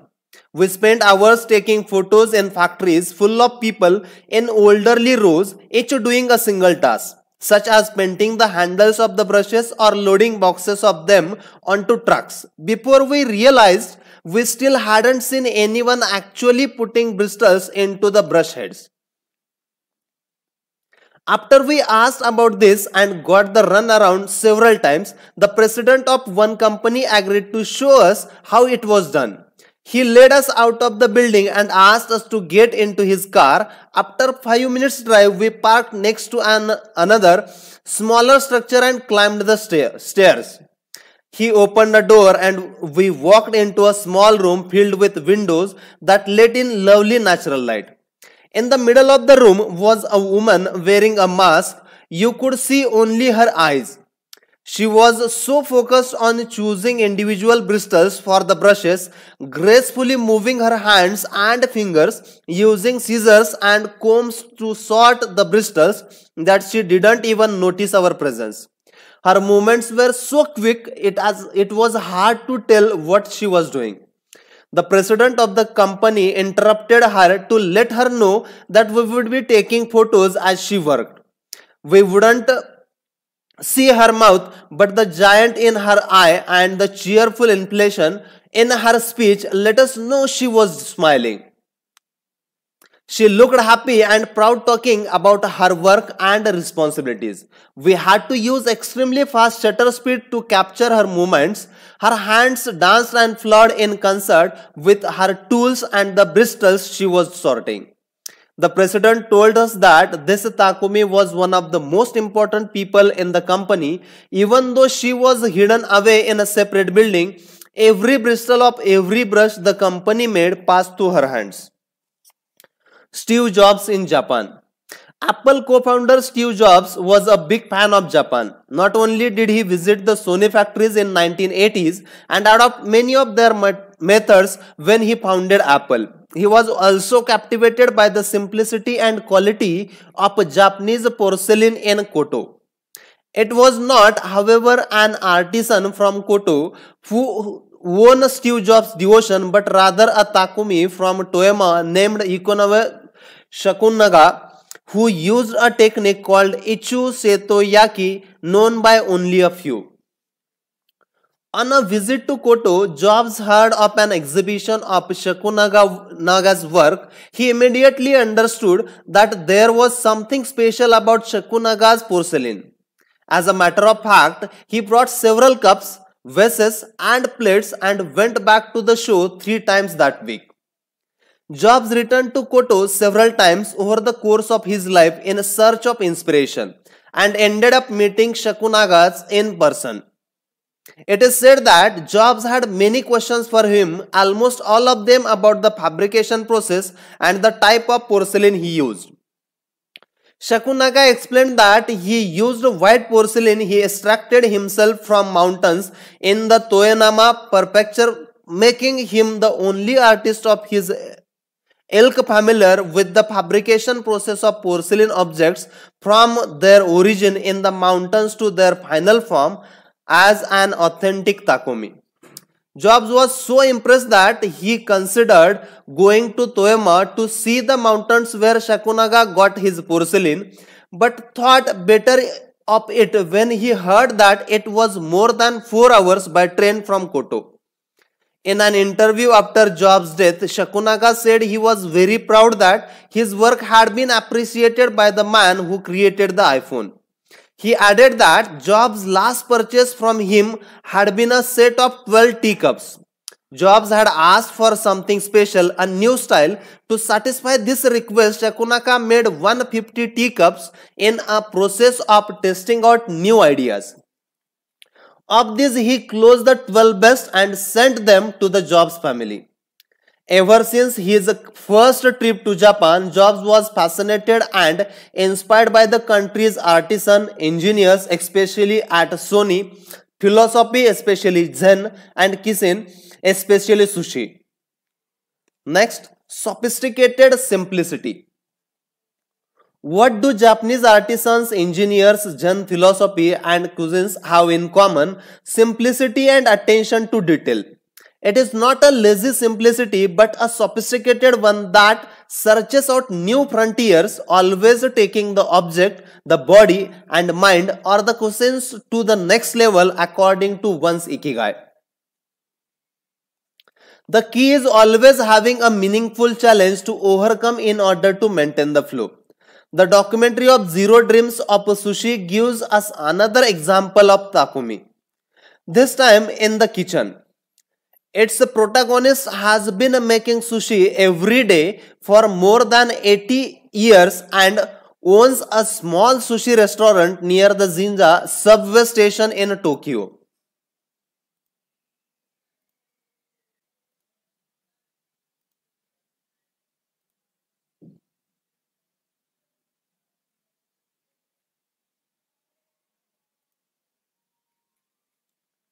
He and his son go every day to the famous sushi fish market and choose the best fish to bring back to the restaurant. In the documentary, we see one of Zero's apprentices learning to make a tamago, a thin, slightly sweet omelette. No matter how hard he tries, he can't get Zero's approval. He keeps practicing for years until he finally does. Why does the apprentice refuse to give up? Doesn't he get bored cooking eggs every day? No, because making sushi is his ikigai too.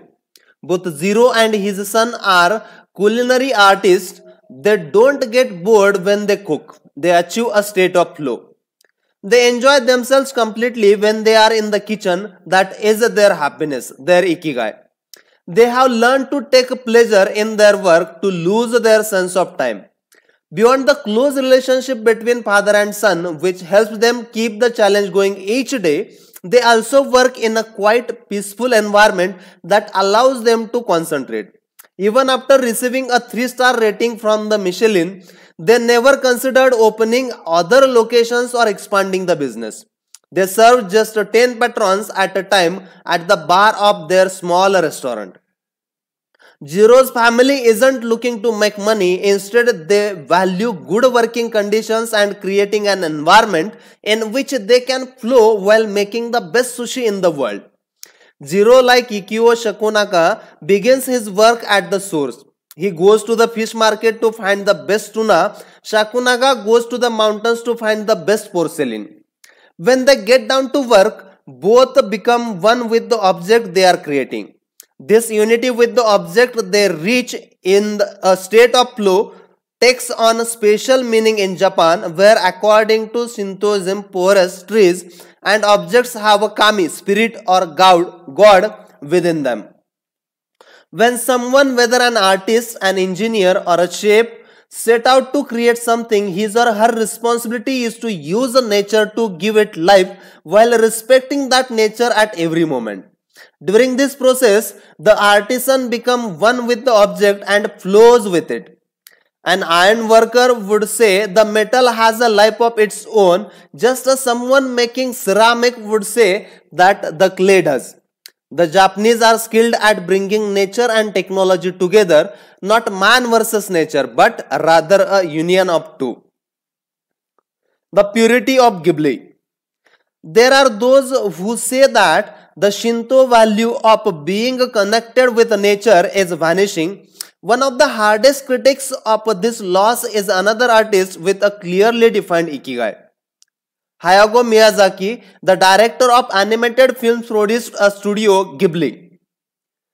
In nearly all his films, we see humans, technology, fantasy, and nature in a state of conflict, and in the end coming together. One of the most poignant metaphors in his films, Spirited Away, is an obese spirit covered in a trash that represents the pollution of rivers. In Miyazaki's films, forests have personalities, trees have feelings, and robots befriend birds. Considered a national treasure by Japanese government, Miyazaki is an artist capable of becoming completely absorbed in his art. He uses a cell phone from the late 1990s and he makes his entire team draw by hand. He directs his films by rendering on paper even the tiniest details, achieving flow by drawing, not by using a computer. Thanks to this obsession on the director's part, Studio Ghibli is one of the only studios in the world where almost the entire production process is carried out using traditional techniques. Those who have visited Studio Ghibli know that it is fairly typical on a given Sunday to see a solitary individual tucked away in a corner, hard at work, a man in a simple clothes who will greet them with an hello without looking up. Miyazaki is so passionate about his work that he spends many Sundays in the studio enjoying the state of flow, putting his ikigai above all else. Visitors know that under no circumstances is one to the bother Miyazaki, who is known for his quick temper, especially if he is interrupted while drawing.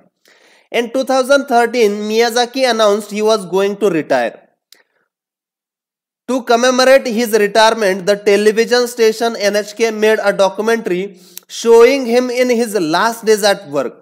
He is drawing in nearly every scene of the film. In one scene, several of his colleagues are seen coming out of a meeting, and there he is drawing in a corner, paying no attention to them. In another scene, he is shown walking to work on December 30, a national holiday in Japan, and opening the doors of Studio Ghibli so he can spend the day there drawing alone. Miyazaki can't stop drawing the day after his retirement. Instead of going on a vacation or staying at home, he went to Studio Ghibli and sat down to draw. His colleagues put on their best poker faces, not knowing what to say. 1 year later, he announced he wouldn't make any more feature films, but that he would keep on drawing until the day he died. Can someone really retire if he is passionate about what he does? The recluses. It is not only the Japanese who have this capacity. There are artists and scientists all over the world with strong, clear ikigais. They do what they love until they are dying. The last thing Einstein wrote before closing his eyes forever was a formula that attempted to unite all the forces of the universe in a single theory. When he died, he was still doing he loved. If he hadn't been a physicist, he said, he would have been happy as a musician. When he wasn't focused on physics or mathematics, he enjoyed playing the violin. Reaching a state of flow while working on his formulas or playing music, his two ikigais brought his endless pleasure. Many such artists might seem misanthropic or reclusive, but what they are really doing is protecting the time that bring them happiness, sometimes at the expense of their aspects of their lives. They are outliers who apply the principles of flow to their lives to an extreme. Another example of this kind of artist is novelist Haruki. He sees only a close circle of friends and appears in public in Japan only once every few years. Artists know how important it is to protect their space, control their environment, and be free of distractions if they want to flow with their ikigai. Microflow, enjoying mundane tasks. But what happens when we have to say to do a laundry, mow a lawn, or to attend the paperwork? Is there a way to make these mundane tasks enjoyable? Near the Shinjuku subway station in one of the neural centers of Tokyo, there is a supermarket that still employs elevator operators. The elevators are fairly standard and could easily be operated by the customers.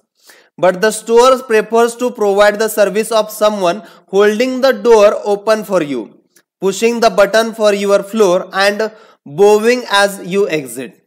If you ask around, you will learn that there is one elevator operator who has been doing the same job since 2004. She is always smiling and enthusiastic about her work. How is she able to enjoy such a job? Doesn't she get bored doing something so repetitive? On a closer inspection, it becomes clear that the elevator operator is not just pushing buttons but is instead performing a whole sequence of movements. She begins by greeting the customers with a song-like salutation followed by a bow and a welcoming wave of hands. Then she presses the elevator button with a graceful movement as though she is a Jensa offering a client a cup of tea. We have all been bored in a class or at a conference and started doodling to keep ourselves entertained, or whistled while painting a wall. If we are not truly being challenged, we get bored and add a layer of complexity to amuse ourselves. Our ability to turn routine tasks into moments of a microflow into something we enjoy is a key to our being happy, since we all have to do such tasks. Even Bill Gates washes the dishes every night. He says he enjoys it, that it helps him relax and clear his mind, and that he tries to do it a little better each day, following an established order or set of rules he has made for himself. Plates first, forks second, and so on. It's one of his daily moments of a microflow. Richard Feynman, one of the most important physicists of all time, also took pleasure in routine tasks. W. Daniel Hill is one of the founder of supercomputer manufacturer Thinking Machines, hired Feynman to work on the development of a computer that could handle a parallel processing when he was already world famous. He says Feynman showed up on his first day of work and said, "Okay, boss, what's my assignment?" They didn't have anything prepared, so they asked him to work on a certain mathematical formula. He immediately realized they were giving him an irrelevant task to keep him busy and said, "That sounds like a bunch of baloney, give me something real to do." So they sent him to a nearby shop to buy office supplies, and he completed his assignment with a smile on his face. When he didn't have something important to do or needed to rest his mind, Feynman dedicated himself in microflowing, say, painting the office walls.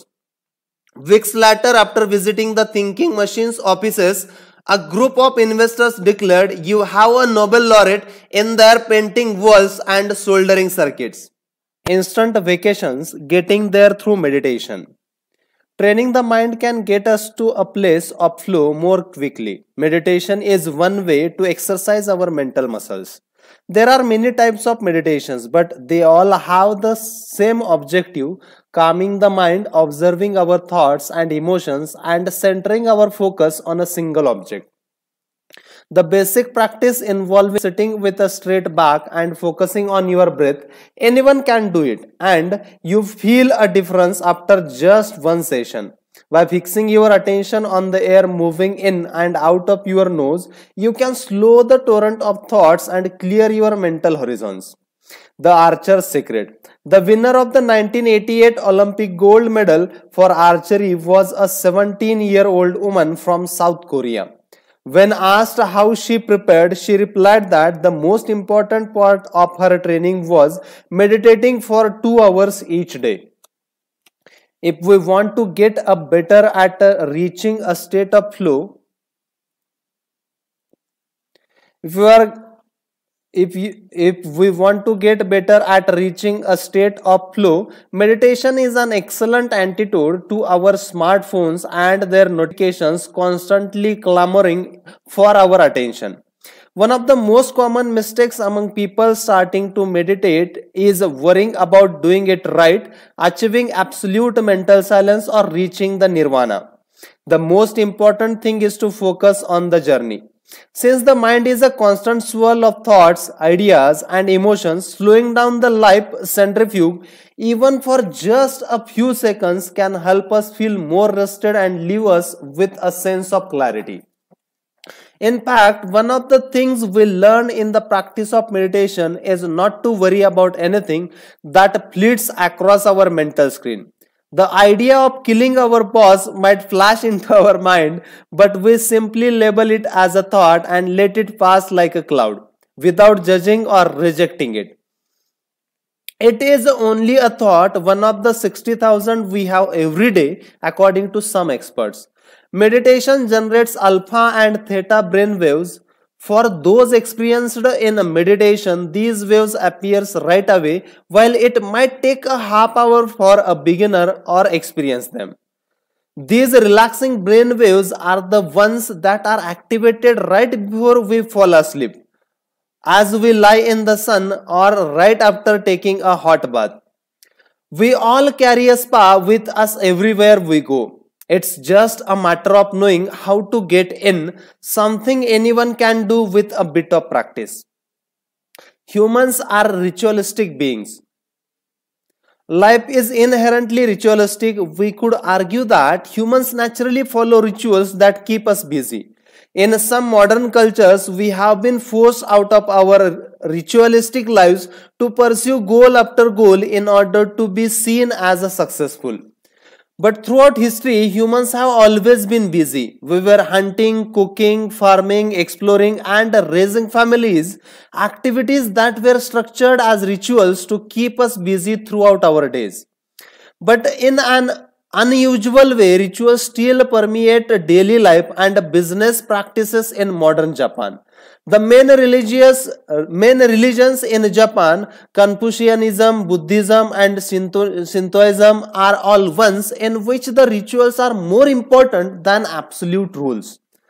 When doing business in Japan, process, manners, and how you work on something is more important than the final results.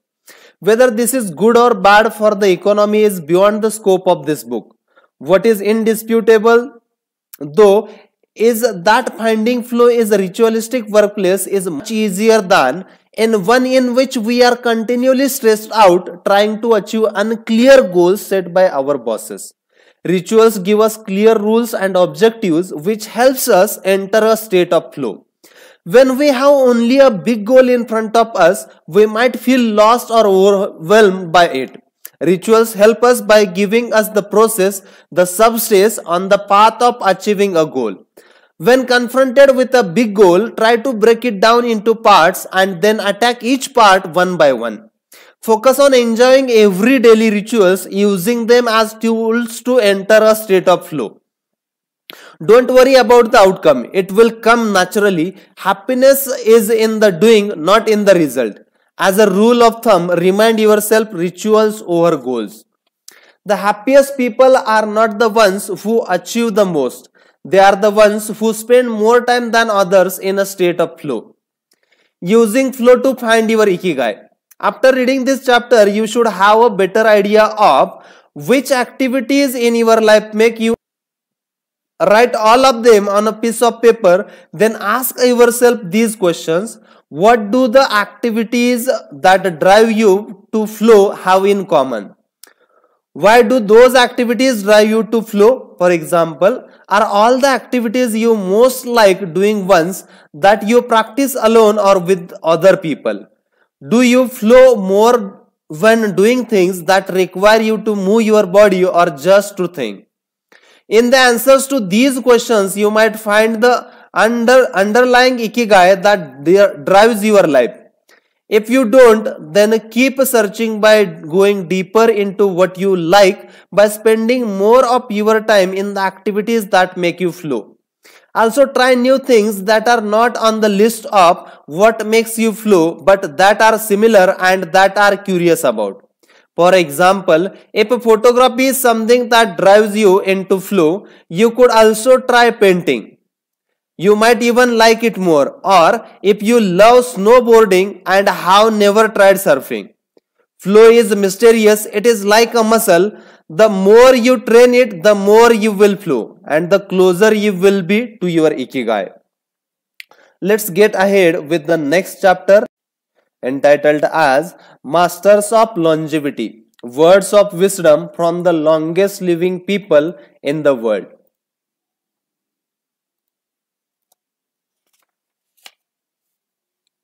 When we started working on this book, we didn't want to just research the factors that contribute to a long and happy life. We wanted to hear from the true masters of this art. The interviews we conducted in Okinawa merit their own chapter, but in the section that precedes it, we have provided an overview of the life philosophies of a few champions of longevity. We are talking about super centenarians, people who live 110 years of age or more.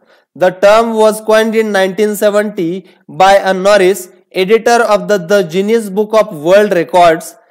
Its use became more widespread in 1990s after it appeared in Williams and Nell's generations. Today there are an estimated 300 to 450 super centenarians in the world, although the age of only around 75 of them has been confirmed. They aren't superheroes, but we could see them as such for having spent far more time on this planet than the. Given the rise in life expectancy around the world, the number of super centenarians might also increase. A healthy and purposeful life could help us join their ranks. Let us take a look at what a few of them have to say.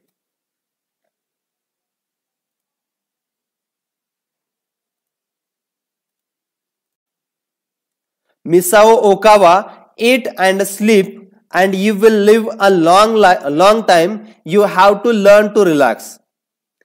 According to the Gerontology Research Group, until April 2015, the oldest living person in the world was Misao Okawa, who passed away in a care facility in Osawa, Japan, after living for 117 years and 27 days. The daughter of a textile merchant, she was born in 1898 when Spain lost its colonies in Cuba and Philippines, and the United States annexed Hawaii and launched Pepsi-Cola. Until she was 110, this woman, who lived in 3 different centuries, cared for herself unassisted. When specialists asked about her self-care routine, Misao answered simply, eating sushi and having a tremendous thirst for life. When they inquired about her secret for longevity, she answered with a smile, I asked myself the same thing. Proof that Japan continues to be a factory of long life. In July of the same year, Sakari Momai passed away at 112 years and 150 days old. At the time, he was the oldest man in the world, though he was younger than 57 women. Mario Capovilla. I have never eaten meat in my life. Born in Ecuador in 1889, Mario Capola was recognized by Guinness as the world's oldest person. She died in pneumonia in 2006 at 116 years and 347 days old, leaving behind 3 children, 12 grandchildren and 20 great-great-grandchildren. She gave one of her last interviews at the age 107, sharing her memories and her thoughts. I am happy and I give thanks to God who keeps me going. I never thought I would live so long. I thought I would die long ago. My husband Antonio Capovilla was the captain of a ship. He passed away at 84. We had 2 daughters and a son, and now I have many grandchildren and great-grandchildren. Things were better back in the old days. People behaved better. We used to dance, but we were more restrained. There was this one song I loved dancing to, Maria by Louis. I still remember most of the words. I also remember many prayers and say them every day. I like the waltz and can still dance it. I also still make crafts. I still do some of the things I did when I was in school. When she had finished recalling her past, she began to dance one of her great passions with an energy that made her seem decades younger. When asked about her secret for longevity, she responded simply, I don't know that the secret to long life is. The only thing I do is I have never eaten meat in my life. I attribute it to that. Jean Calmet, everything is fine. Born in Arles, France in February 1875, Jean Calmet lived until August 4, 1997, making her at 122 the oldest person verified age in history. She jokingly said that she completed with Methuselah, and there is no question that she broke numerous records as she went on celebrating birthdays. She died of natural causes at the end of a happy life during which she denied herself almost nothing. She rode a bicycle until she turned 100. She lived on her own until 110 when she agreed to move into a nursing home after accidentally starting a small fire in her apartment. She stopped smoking at 120 when her cataract started making it hard for her to bring a cigarette for her lips. One of her secrets may have been her sense of humor. As she said on her 120th birthday, I see badly, I hear badly, I feel bad, but everything is fine. Next, Walter Braining. If you keep your mind and body busy, you will be around a long time. Born in Minnesota in 1896, Walter was able to see 3 centuries in his lifetime. He died in Montana in 2011 from natural causes. He would have had 2 wives and a 50-year career on the railroad. At 83, he retired to an assisted living center in Montana, where he remained until his death. He is the second oldest man of verified age ever born in the United States.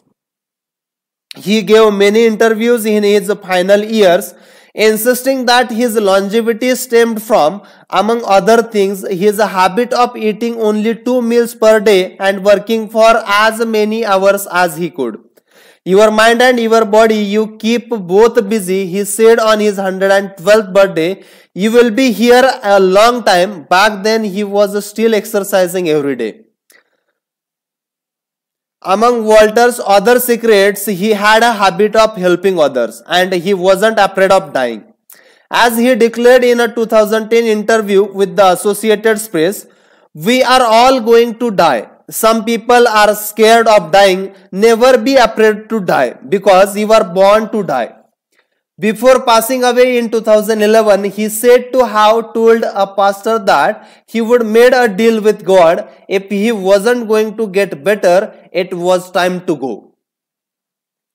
Alexander Image, 111 years. I just haven't died yet. Born in Poland in 1903, Alexander Image was a chemist and parapsychologist residing in United States who, after the death of his predecessor in 2014, became the oldest man of authenticated age in the world. Image himself died shortly thereafter in June of that year, leaving behind a long life rich with experiences. Image attributed his longevity to, among other things, never drinking alcohol. It's not as though I would own the Nobel Prize. He said upon being declared the world's oldest man, I never thought I would get to be so old. When asked about his secret to living so long, his answer was, I don't know, I just haven't died yet. Ikigai artist. The secret to long life, however, is not held by supersanitarians alone. There are many people of advanced age who, though they haven't made it into Guinness World Records, offers us inspiration and ideas for bringing energy and meaning to our lives. Artists, for example, who carry the torch of their Ikigai instead of retiring, have their power. Art in all its forms is an ikigai that can bring happiness and purpose to our days. Enjoying our creating beauty is free and something all human beings have access to. Hokusai, the Japanese artist who made wood block prints in a usayo style and lived for 88 years from the mid 18th and mid 19th century, added this postscript to the first edition of his 100 views of Mount Fuji. All that I have produced before the age of 70 is not worth being counted. It is at the age of 73 that I have somewhat begun to understand the structure of true nature, of animals and grasses and trees and birds and fishes and insects. Consequently, at 80 years of age, I shall have made still more progress. At 90, I hope to have penetrated into a mystery of things. At 100 years of age, I should have reached decidedly a marvelous degree, and when I shall be 110, all that I do, every point and every line, shall be instinct with life. In the pages that follow, we have collected some of the most inspirational words from artists interviewed by Camille for the New York Times. Of those still living, none have retired, and all still enjoy their passion, which they plan to pursue until their final breath, demonstrating that when you have a clear purpose, no one can stop you. The actor Christopher, still working at 86, reveals a dark desire shared by many who love the profession. We want to drop dead on stage. That would be a non-theatrical way to go. Osamu Tezuka, the father of modern Japanese manga, shared this feeling before he died in 1989. His last words as he drew one final cartoon were, "Please just let me work." The 86 years old filmmaker declared on a stroll through Paris that he likes to work, which is why he does it with such intensity. Everybody complains about their aches and pains and all that, but my friends are either dead or are still working, he said. Just entered her 100th year, sold her first canvas at the age of 89. Today her work is in the permanent collection Modern and Museum of Modern Art. When asked how she viewed her future, she responded, "I am always waiting to finish the next thing. Absurd, I know. I go day by day." Never stop learning. You may grow old and trembling in your anatomies. You may lie awake at night listening to the disorder of your veins. You may miss your only love. You may see the world about you devastated by evil lunatics, or know your honor trampled in the sewers of baser minds. There is only one thing for it then: to learn. Learn why the world wags and what wags it. That is the only thing which the mind can never exhaust, never alienate, never be tortured by, never fear or destruct, and never. For his part, naturalist and author Edward Wilson asserted, "I feel I have enough experience to join those who are addressing big questions. About 10 years ago, when I began reading and thinking more broadly about the questions of what are we, where did we come from, and where are we going, I was astonished at how little this was being done." Kelly, an artist who passed away in 2015 at the age of 92, assured us that the idea that we lose our faculties with age is, in part, a myth, because instead we develop a greater clarity and capacity for observation. It's one thing about getting older, you see more. Every day I am continuing to see new things. That's why there are new paintings. At 86, the architect Frankel Gehry reminds us that some buildings can take 7 years from the time you are hired until you are finished. A fact that favors a patient's attitude with regard to the passage of time. The man responsible for the Museum Bilbao, however, knows how to live in the here and now. You stay in your time, you don't go backward. I think if you relate to the time you are in, you keep your eyes and ears open, read the paper, see what's going on, stay curious about everything, you will automatically be in your time. Longevity in Japan. Because of its robust civil registry, many of those verified as having lived the longest are found in the United States. However, there are many centenarians living in remote villages in other countries. A peaceful life in the countryside seems pretty common among people who have watched a century pass. Without question, the international superstar of longevity is Japan, which has the highest life expectancy of any country in the world. In addition to a healthy diet, which we will explore in detail, and an integrated healthcare system in which people go to the doctor for regular checkups to prevent disease, longevity in Japan is closely tied to its culture as well, as we will see later on. The sense of community, the fact that Japanese people make an effort to stay active until the very end, are key elements of their secret to long life. If you want to stay busy even when there is no need to work, there has to be an ikigai on your horizon. A purpose that guides you throughout your life and pushes you to make things of beauty and utility for the community and yourself. Let's go ahead with chapter number 6, Lessons from Japan's Centenarians, Tradition and Proverbs for Happiness and Longevity.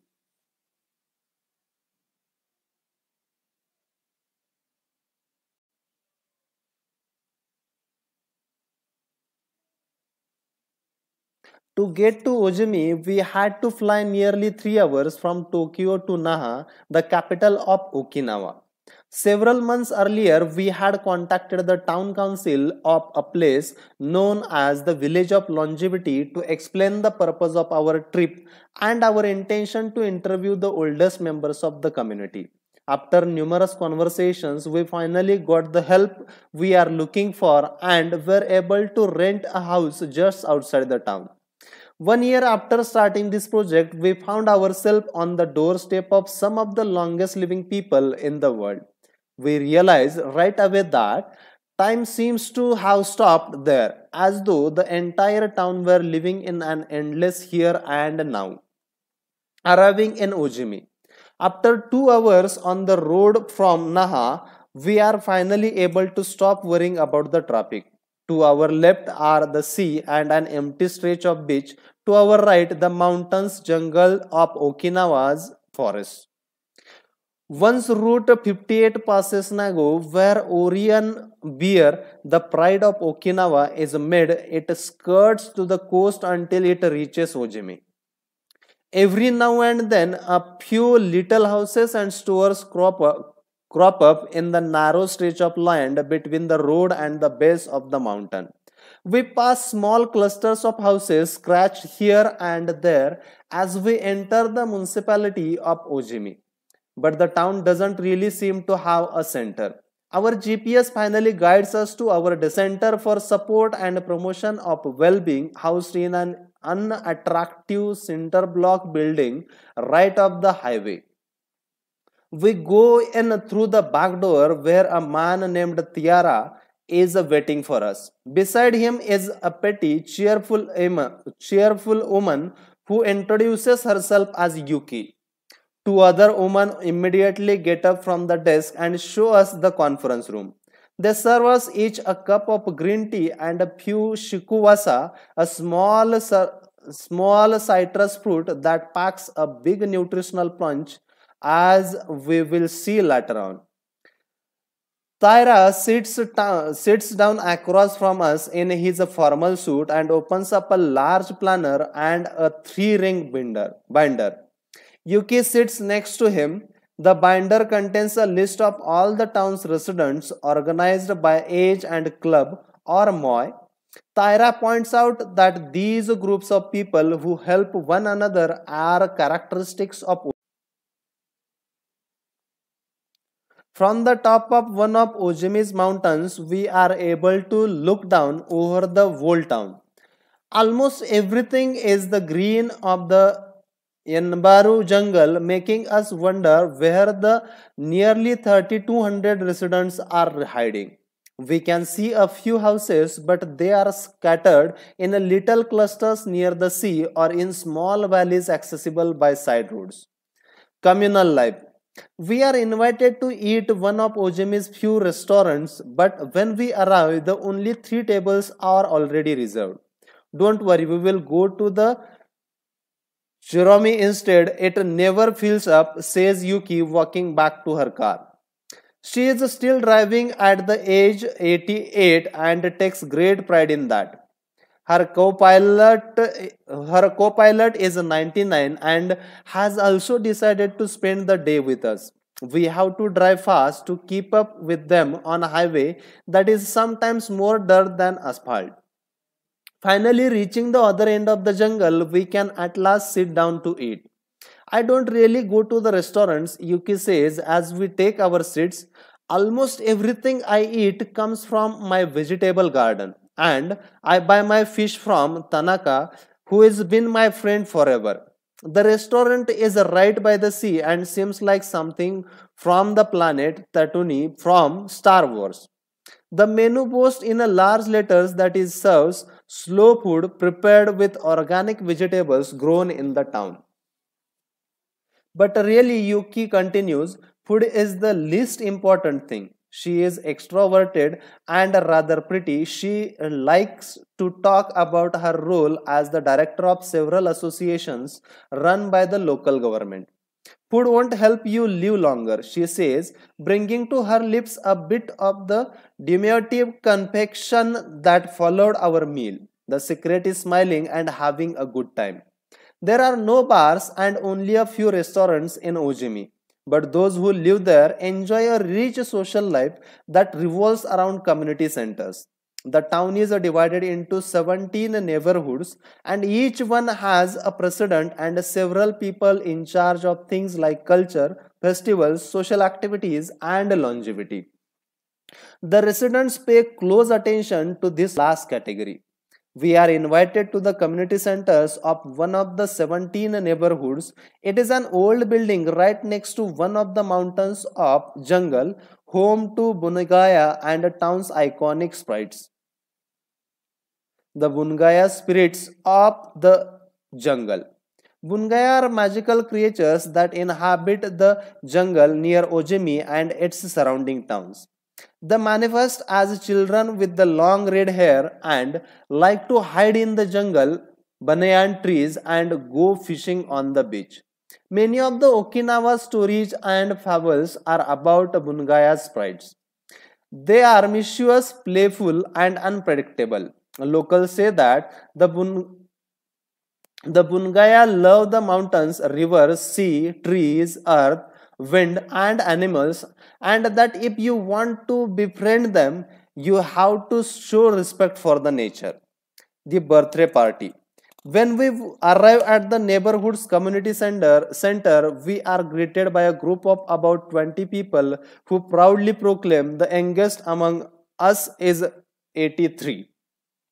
We conduct our interviews at a large table while drinking green tea. When we finish, we are brought to an event space where we celebrate the birthdays of 3 members of the group.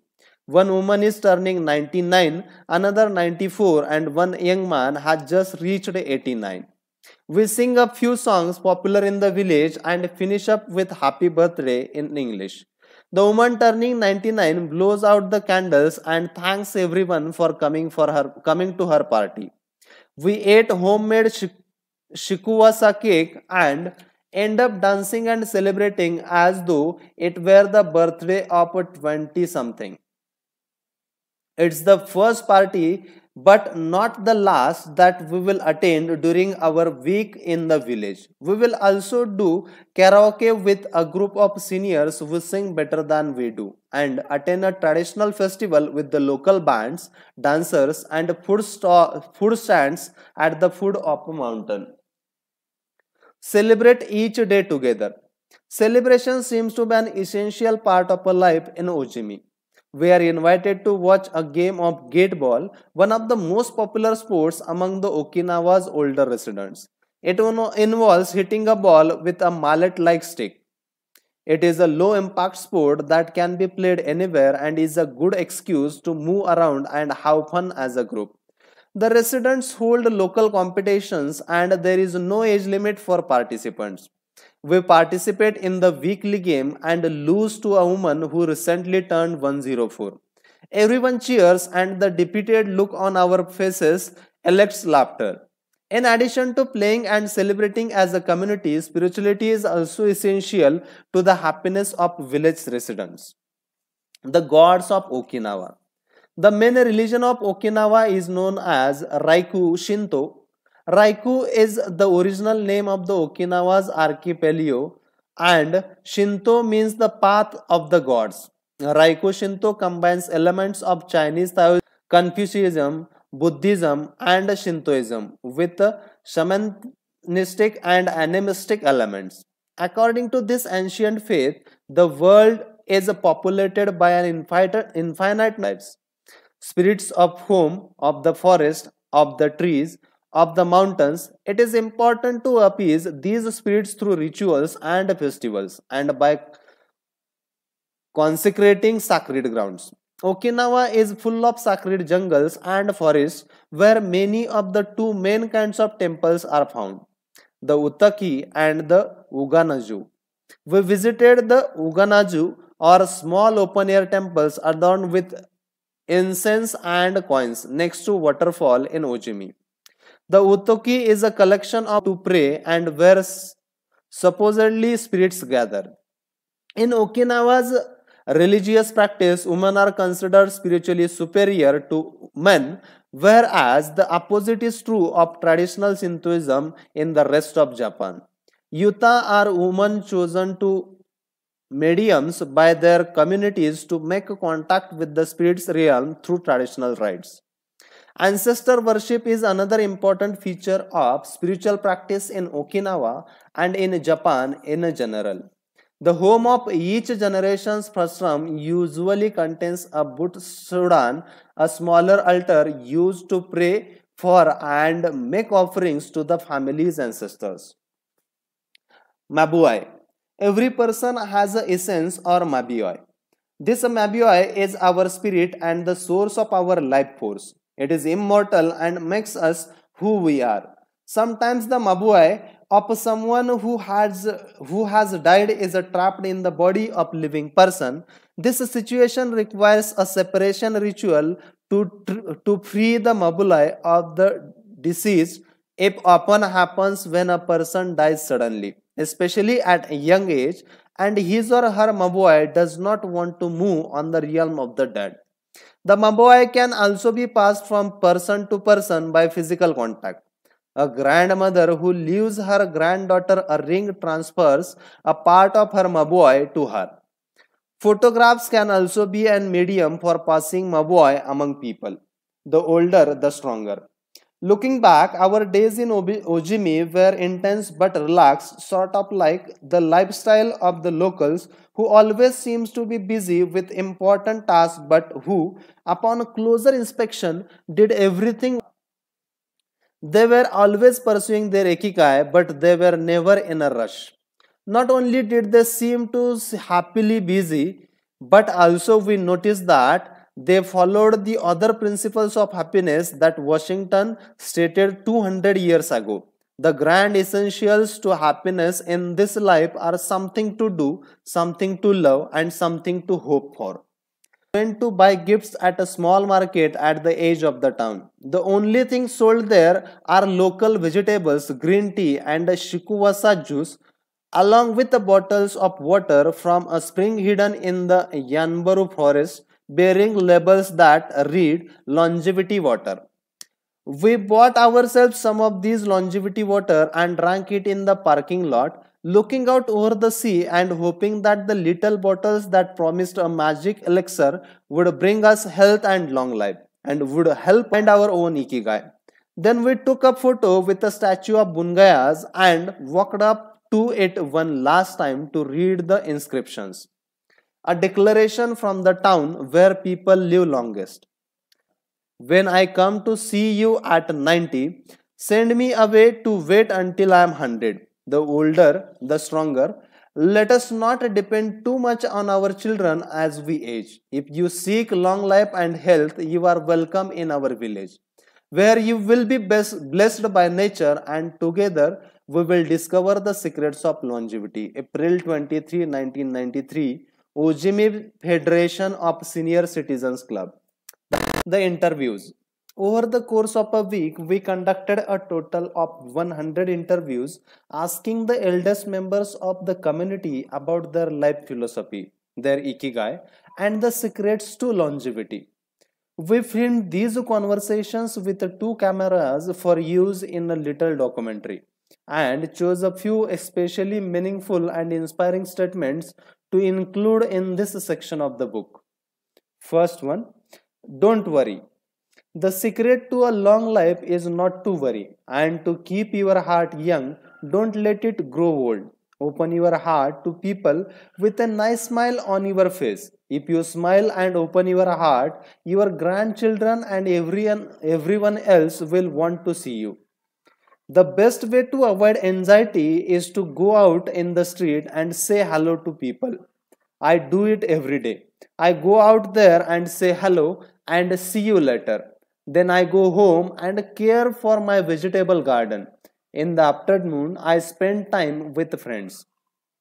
Here everyone gets along. We try not to cause problems. Spending time together and having fun is the only thing that matters. Second thing, cultivate good habits. I feel joy every morning waking up at 6 and opening the curtains to look out at my garden where I grow my own vegetables. I do right outside to check I go right outside to check on my tomatoes, my mandarin oranges. I love the sight of them. It relaxes me. After an hour in the garden, I go back inside and make breakfast. I plant my own vegetables and cook them myself. That's my ikigai. The key to staying sharp in old age is in your fingers. From your fingers to your brain and back again. If you keep your fingers busy, you will live to see 100. I get up at 4 every day. I set my alarm for that time, have a cup of coffee, and do a little exercise, lifting my arms. That gives me energy for the rest of the day. I eat a bit of everything. I think that's the secret. I like variety in what I eat. I think it tastes better. Working, if you don't work, your body breaks down. When I wake up, I go to the Sudan and light incense. You have to keep your ancestors in mind. It's the first thing I do every morning. I wake up every day at the same time early.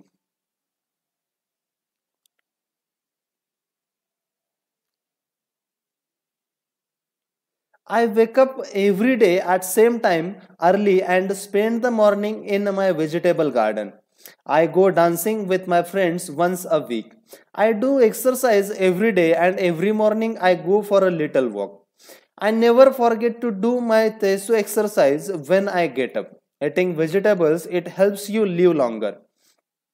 To live a longer time, you need to do three things: exercise, stay healthy, eat well, and spend time with the people. Third, nurture your friendships every day. Getting together with my friends is my most important ikigai. We all got together here and talk. It's very important. I always know I will see them all here tomorrow, and that's one of my favorite things in life. My main hobby is getting together with friends and neighbors. Talking each day with the people you love, that's the secret to a long life. I say hello and see you later to the children on their way to school and wave at everyone who goes by me in their car. Drive safely. I say between 7:20 am to 8:15 am. I am outside on my feet and whole time saying hello to people. Once everyone's gone, I go back inside. Chatting and drinking with neighbors, that's the best thing in life, and singing together. I wake up at 5 every morning, leave the house and walk to the sea. Then I go to a friend's house and we have tea together. That's the secret of long life. Getting together with people and going from place to place. Fourth one, live an unhurried life. My secret to a long life is always saying to myself, slow down and relax. You live much longer if you are not in a hurry. I make things with vigor, that's my ikigai. The first thing I do when I wake up and pray, then I do my exercise and eat breakfast. At 7, I calmly start walking on my vigor. When I get tired at 5, I go visit my friends. Doing many different things every day, always staying busy, but doing one thing at a time without getting overwhelmed. The secret to long life is going to bed early, waking up early, and going for a walk. Living peacefully and enjoying the little things, getting along with your friends, spring, summer, fall, winter, enjoying each season happily.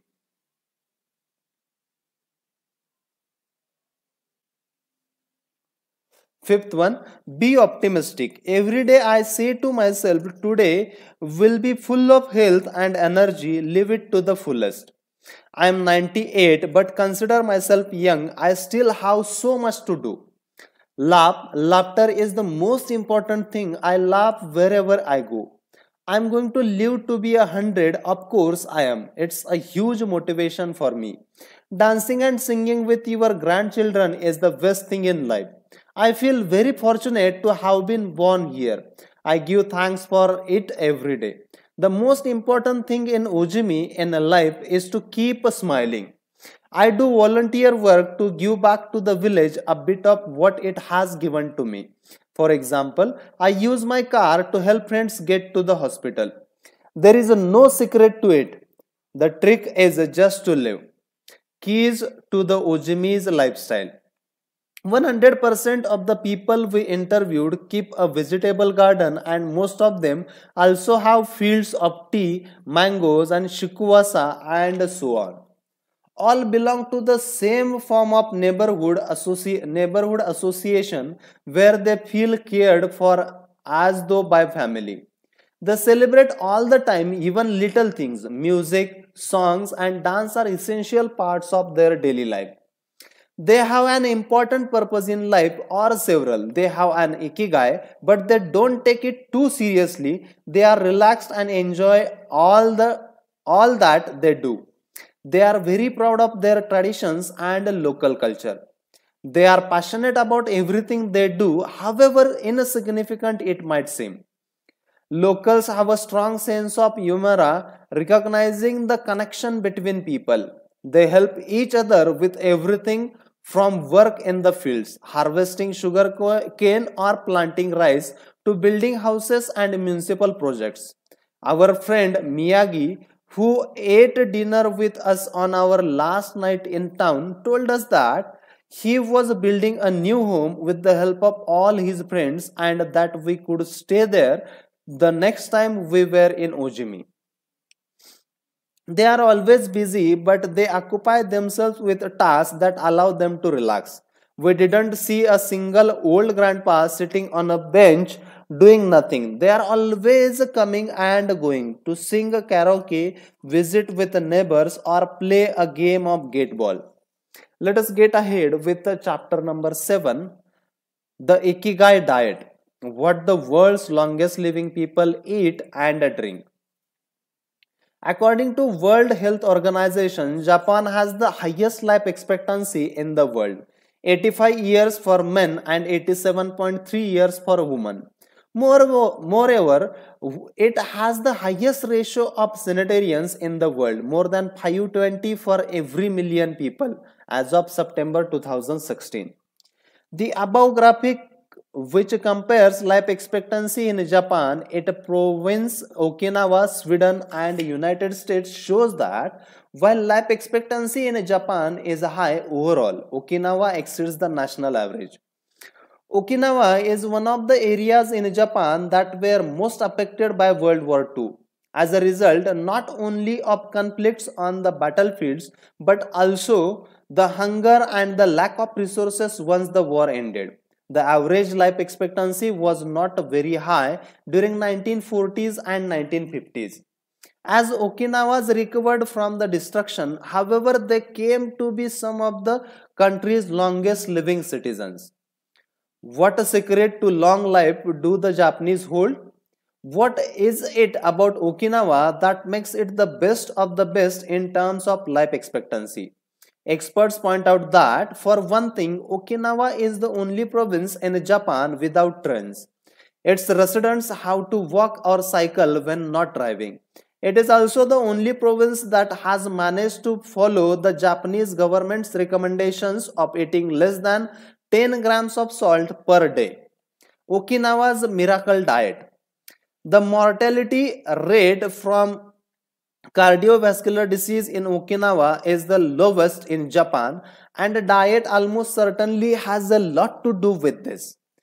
It is no coincidence that Okinawa diet is so often discussed around the world at the panels on nutrition. The most concrete and widely cited data on diet in Okinawa come from the studies by Suzuki, a cardiologist at the University of Rutgers, who has published more than 700 scientific articles on nutrition and aging in Okinawa since 1970. Bradley Wilcox joined Makoto Suzuki's research team and published a book considered the Bible on the subject, the Okinawa Program. They reached the following conclusions. Locals eat a wide variety of foods, especially vegetables. Variety seems to be key. A study of Okinawa's sanitarians showed that they ate 206 different foods, including spices, on a regular basis. They ate an average of 18 different foods each day, a striking contrast to the nutritional poverty of our fast food culture. They eat at least 5 servings of fruit and vegetables every day. At least 7 types of fruits and vegetables are consumed by Okinawas on a daily basis. The easiest way to check if there is enough variety on your table is to make sure you are eating the rainbow. A table featuring red peppers, carrot, spinach, cauliflower, eggplant. For example, offers great color and variety. Vegetables, potatoes, legumes, and soy products such as tofu are the staples of the Okinawa's diet. More than 30% of their daily calories comes from vegetables. Grains are the foundation of their diet. Japanese people eat white rice every day, sometimes adding noodles. Rice is the primary food in Okinawa as well. They rarely eat sugar, and if they do, it's cane sugar. We drove through several sugarcane fields every morning on our way to Ojimi and even drank a glass of cane juice at Castle. Beside the stall selling the juice was a sign describing the anti-cargonic benefits of sugarcane. In addition to these basic dietary principles, Okinawas eat fish an average of 3 times per week. Unlike in other parts of the Japan, the most frequently consumed meat is pork, though locals eat it only once or twice per week. Along these lines, Suzuki studies indicates the following. Okinawas consume in general 1/3 as much sugar as the rest of the Japan's population, which means that sweets and chocolates are much less a part of their diet. They also eat practically half as much salt as the rest of the Japan, 7 grams per day compared to an average of 12. They consume fewer calories, an average of 1785 per day compared to 2068 in the rest of the Japan. In fact, low caloric intake is common among the 5 blue zones. Hara Hachibu. This brings us back to the 80% rule we mentioned in the first chapter, a concept known in Japanese as Hara Hachibu. It's easy to do. When you notice you are almost full but could have a little more, just stop eating.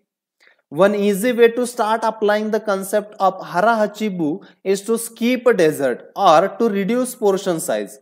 The idea is to still be a little bit hungry when you finish. This is why portion size tends to be much smaller in Japan than in the West. Food isn't served as appetizers, main courses, and desserts. Instead, it's much more common to see everything presented at once on a small plates. One with rice, another with vegetables, a bowl with miso soup, and something to snack on. Serving food on many small plates make it easier to avoid eating too much and facilitates the varied diet discussed at the beginning of this chapter. Harahachibu is an ancient practice. The 12th century book on Zen Buddhist Zazen Yajunki recommends eating two-thirds as much as you might want to. Eating less than one might want is common among all Buddhist temples in the East. Perhaps Buddhism recognized the benefits of limiting caloric intake more than 9 centuries ago. So eat less to live longer. Few would challenge this idea without taking it to the extreme of malnutrition. Of course, eating fewer calories than our bodies ask for seems to increase longevity. The key to staying healthy while consuming fewer calories is eating foods with a high nutritional value, especially superfoods, and avoiding those that add to our overall caloric intake but offer little to no nutritional value. The caloric restriction we have been discussing is one of the most effective ways to add years to your life. If the body regularly consumes enough or too many calories, it gets lethargic and starts to wear down, expending significant energy on digestion alone. Another benefit of a calorie restriction is that it reduces levels of IGF-1, insulin-like growth factor 1, in the body. IGF-1 is a protein that plays a significant role in the aging process. It seems that one of the reasons humans and animals age is an excess of this protein in their blood. Whether calorie restriction will extend lifespan in humans is not yet known, but data increasingly indicates that moderate calorie restriction with adequate nutrition has a powerful protective effect against obesity, type 2 diabetes, inflammation, hypertension, and cardiovascular disease, and reduces metabolic risk factor associated with cancer. An alternative to following the 80% rule on a daily basis is to fast for 1 or 2 days each week. The 5:2 or fasting diet recommends 2 days of fasting, consuming fewer than 500 calories every week and eating normally on the other 5 days. Among its many benefits, fasting helps cleanse the digestive system and allows it to rest. 15 natural antioxidants found in the Okinawan diet. Antioxidants are the molecules that slow the oxidation process in cells, neutralizing the free radicals that cause damage and accelerate aging. The antioxidant power of green tea, for example, is well known and will be discussed later at greater length. Because they are rich in antioxidants and are eaten early every day in the region, these 15 foods are considered key to Okinawan vitality. Tofu, miso, tuna, carrot, goya, bitter melon, kombu, sea kelp, cabbage, nori seed, onion, soy sprouts, hechima, cucumber like gourd, soybeans, boiled or raw, sweet potato, peppers, sanpincha, jasmine tea. Sanpincha, the reigniting infusion in Okinawa. Okinawans drink more sanpincha, a mix of green tea and jasmine flowers, than any other kind of tea. The closest approximation in the West would be jasmine tea that usually comes from China.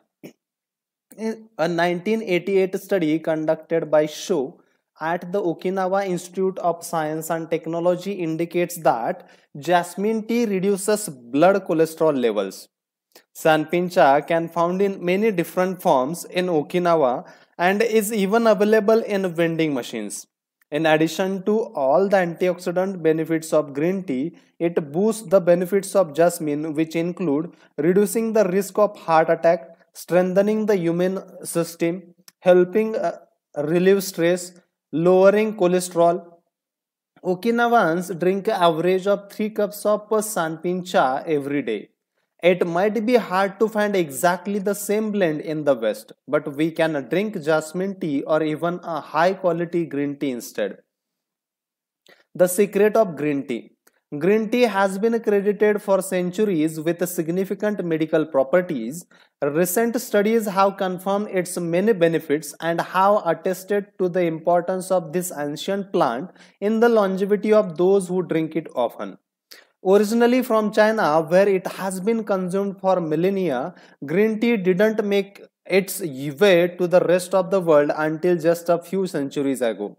Unlike other teas, and as a result of being air dried without fermentation, it retains its active elements even after being dried and crumbled. It offers meaningful health benefits such as controlling cholesterol, lowering blood sugar levels, improving circulation, protection against the flu, vitamin C, promoting bone health, fluoride, protection against certain bacterial infections, protection against UV damage, and cleansing are diuretic effects. White tea, with its high concentration of polyphenols, may be even more effective against aging. In fact, it is considered to be the natural product with the greatest antioxidants powder in the world. To the extent that 1 cup of white tea might pack the same punch as about a dozen glasses of orange juice. In a summary, drinking green or white tea every day can help us reduce the free radicals of our bodies, keeping us younger longer. The powerful shikuwasa. Shikuwasa is the citrus fruit par excellence of Okinawa, and Ojimi is its largest producer in all of Japan. The fruit is extremely acidic. It is impossible to drink shikuwasa juice without diluting it first with water. Its taste is somewhere between that of a lime and mandarin orange, to which it bears a family resemblance. Shikuwasa also contain high levels of nobiletin, a flavonoid rich in antioxidants. All citrus fruits, grapefruits, oranges, lemons are high in nobiletin, but Okinawa's shikuwasa have 40 times as much as oranges. Consuming nobiletin has been proven to protect us from antioxidants, cancer, type 2 diabetes, and obesity in general. Shikuwasas also contain vitamin C and B, beta serotonin, and minerals. They are used in many traditional dishes and to add flavor to food, and are squeezed to make juice. While conducting research at birthday parties of a town's grandparents, we were served shikuwasa's cake, the antioxidant canon for Westerners. In 2010, the UK's Daily Mirror published a list of foods recommended by experts to combat aging. Among these foods readily available in the West are vegetables such as broccoli and chard for their high concentration of water, minerals, and fiber. Oily fish such as salmon, mackerel, tuna, and sardines for all the antioxidants in their fat. Fruits such as citrus, strawberries, and apricots, they are an excellent source of vitamins and help eliminate toxins from the body. Berries such as blueberries and goji berries, they are rich in phytochemical antioxidants. Dried fruits which contain vitamins and antioxidants and give you energy. Grains such as oats and wheat, which give you energy and contain minerals. Olive oil for its antioxidant effects that show in our skin. Red wine in moderation for its antioxidants and vasodilatory properties. Foods that should be eliminated are refined sugar and grains, processed baked goods and prepared foods along with cow's milk and all its derivatives. Following this diet will help you feel younger and slow the process of premature aging. Let us get ahead with chapter number 8, Gentle Movements, Longer Life. Exercise from the East that promote health and longevity. The studies. When we visited Ojimi, the village of longevity, we discovered that even people over 80 and 90 years old are still highly active. They don't stay at home looking out of the window or reading the newspaper. Ojimi's residents walk a lot, do a karaoke with their neighbors, get up early in the morning, and as soon as they have had breakfast or even before, head outside to weed their gardens. They don't go to the gym or exercise intensely, but they almost never stop moving in the course of their daily routines. And easy as getting out of your chair. Metabolism slows down 90% after 30 minutes of sitting. The enzymes that move the bad fat from your arteries to your muscles, where it can get burned off, slow down. And after 2 hours, good cholesterol drops 20%. Just getting up for 5 minutes is going to get things going again. These things are so simple, they are almost stupid, says Gavin Bartley in a 2015 interview with Brigid Schutel for the Washington Post. Bradley is one of the preeminent experts on the subject and the director of an international organization dedicated to building awareness of how detrimental sitting all the time can be to your health. If we live in a city, we might find it hard to move in a natural and healthy ways every day. But we can turn to exercise that have proven for centuries to be good for the body. The Eastern disciplines of bringing the body, mind, soul into balance have become quite popular in the West. But in their countries of origin, they have been used for ages to promote health. Yoga, originally from India, though very popular in Japan and China's cuisine and Tai Chi, among other disciplines, seek to create harmony between a person's body and mind so they can face the world with strength, joy, and serenity. They are talked as elixirs of youth, and science has endorsed the claim. These gentle exercises offer extraordinary health benefits and are particularly appropriate for older individuals who have a harder time staying fit.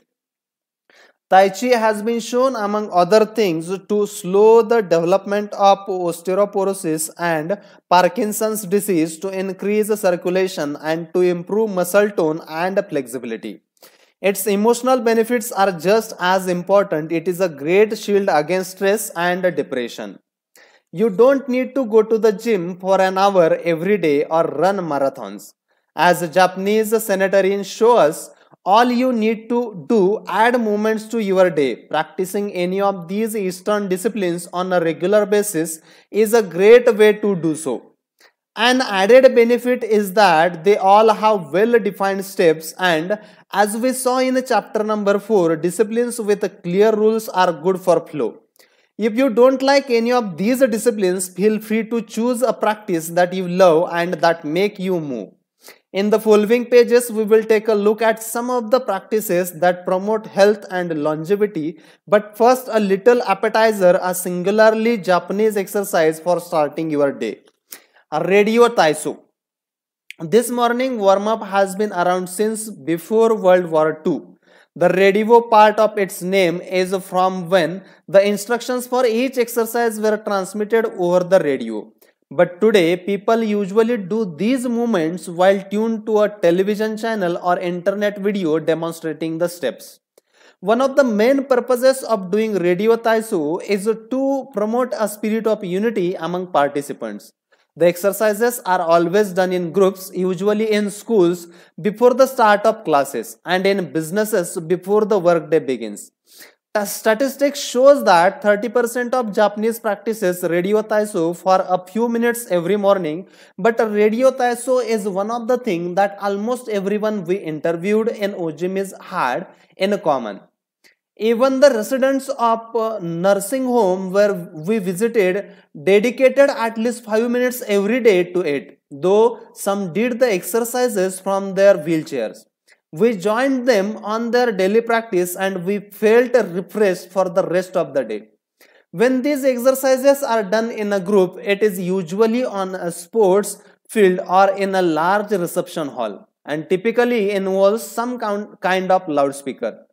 The exercises take 5 or 10 minutes depending on whether you do all or only some of them. They focus on a dynamic stretching and increasing joint mobility. One of the most iconic radio taiso exercises consists of simply raising your arms above your head and then bringing them down in a circular motion. It is a tool to wake up the body, an easy mobility workout that is low in intensity and that focuses on exercising as many joints as possible. It might seem basic, but in our modern lives, we can spend days without raising our arms above our ears. Think about it. Our arms are down when using computers, when using smartphones, when reading books. One of the few times we raise our hand over our heads is when reaching for something in a cupboard or a closet. While our ancestors were raising their hands over their heads all the time when gathering things from trees.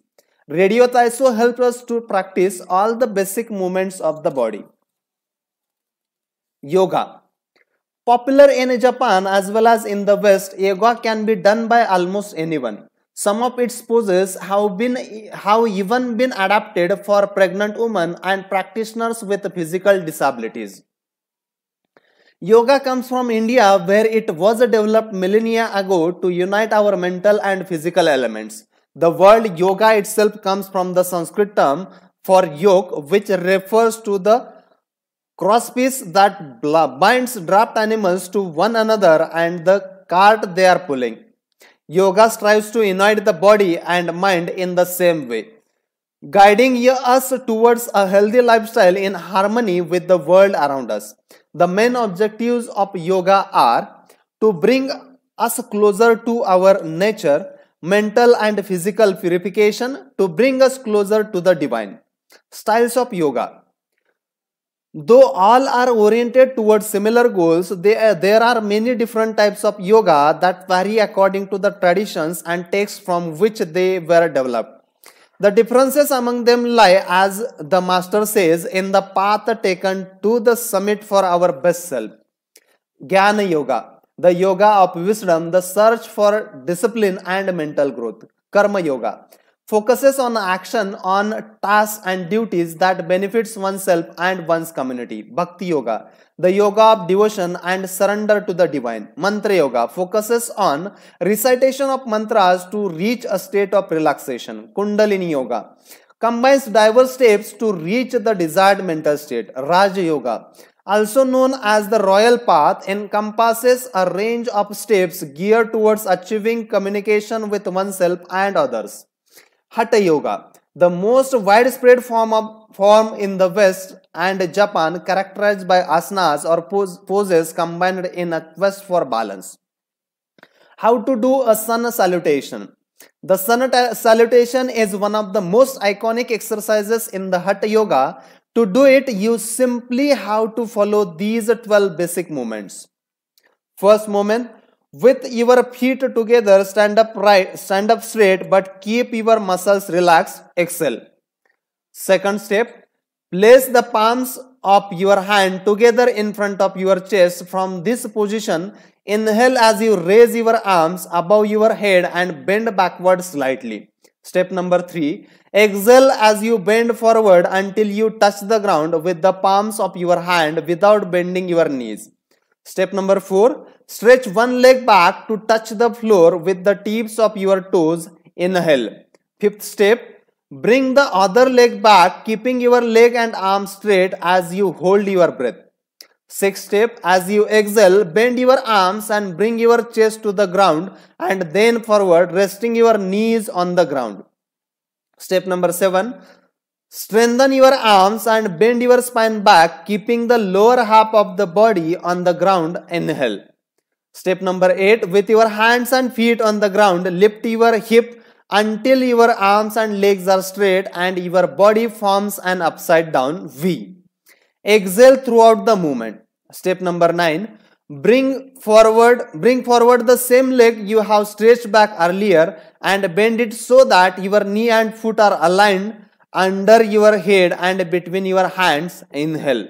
Step number 10, exhale as you bring your back foot forward and strengthen your legs, keeping your hands on the ground as in posture 3. Step number 11, bring your arms above your head with your palms together and bend backward slightly as you did in posture 2 while you inhale. And step number 12, lower your arms to their initial position in mountain poses while you exhale. You have just greeted the sun. Now you are ready to have the fantastic day. Tai Chi, also known as Tai Chi Chuan. Tai Chi is a Chinese martial art that can be traced back hundreds of years to Buddhism and Confucianism. It is very popular in Japan too. According to a Chinese tradition, it was created by the Taoist master and martial arts practitioner Zhang Sanpeng. Though it was a young Luchans who is the 19th century brought the form to the rest of the world. Tai Chi was originally a ninja or internal martial art, meaning its goal was personal growth. Focused on self-defense, it teaches those who practice it to defeat their adversaries by using the least amount of forces possible and by relying on agility. Tai Chi, which was also seen as a means of healing body and mind, would go on to be used more frequently to foster health and inner peace. To encourage its citizens to be more active, the Chinese government promoted it as an exercise and it lost its original connection to martial arts, becoming instead a source of health and well-being accessible to all. Styles of Tai Chi. There are different schools and styles of Tai Chi. The following are the best known. Chen style alternates between slow movements and explosive ones. Yang style, the most widespread of the forms, characterized by slow fluid movements. Wu style utilizes small, slow, deliberate movements. House style, centered on internal movements with almost microscopic external movements, one of the least practiced forms of Tai Chi even in China. Despite their differences, these styles all have the same objectives: to control movement through stillness, to overcome force through finesse, to move second and arrive first, to know yourself and your opponent. The 10 basic principles of Tai Chi. According to the Master Yang, the correct practice of Tai Chi follows 10 basic principles.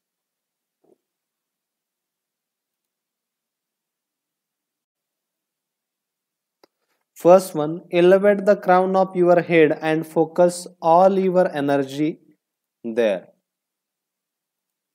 Second one, tighten your chest and expand your back to lighten your lower body. Third, relax your waist and let it guide your body. Fourth, learn to differentiate between heaviness and lightness, knowing how your weight is distributed. Fifth, relax the shoulders to allow free movement of the arms and promote the flow of energy. Sixth, value the agility of mind over the strength of the body. Seventh, unify the upper and lower body. Eighth, unify the internal and external, synchronize mind, body and breath. Ninth, do not break the flow of your movement, mental fluidity and harmony. And 10th, look for stillness in movement. An active body leads to a calm mind. Imitating clouds. One of the best known movements in Tai Chi consists of following the forms of clouds in an exercise called wave hands like clouds. Here are the steps. First one, extend your arms in front of you with your palms down.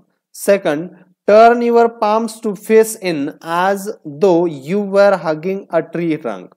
Third, open your arms out to the side. Fourth, bring the left arm up and center and the right arm down and center.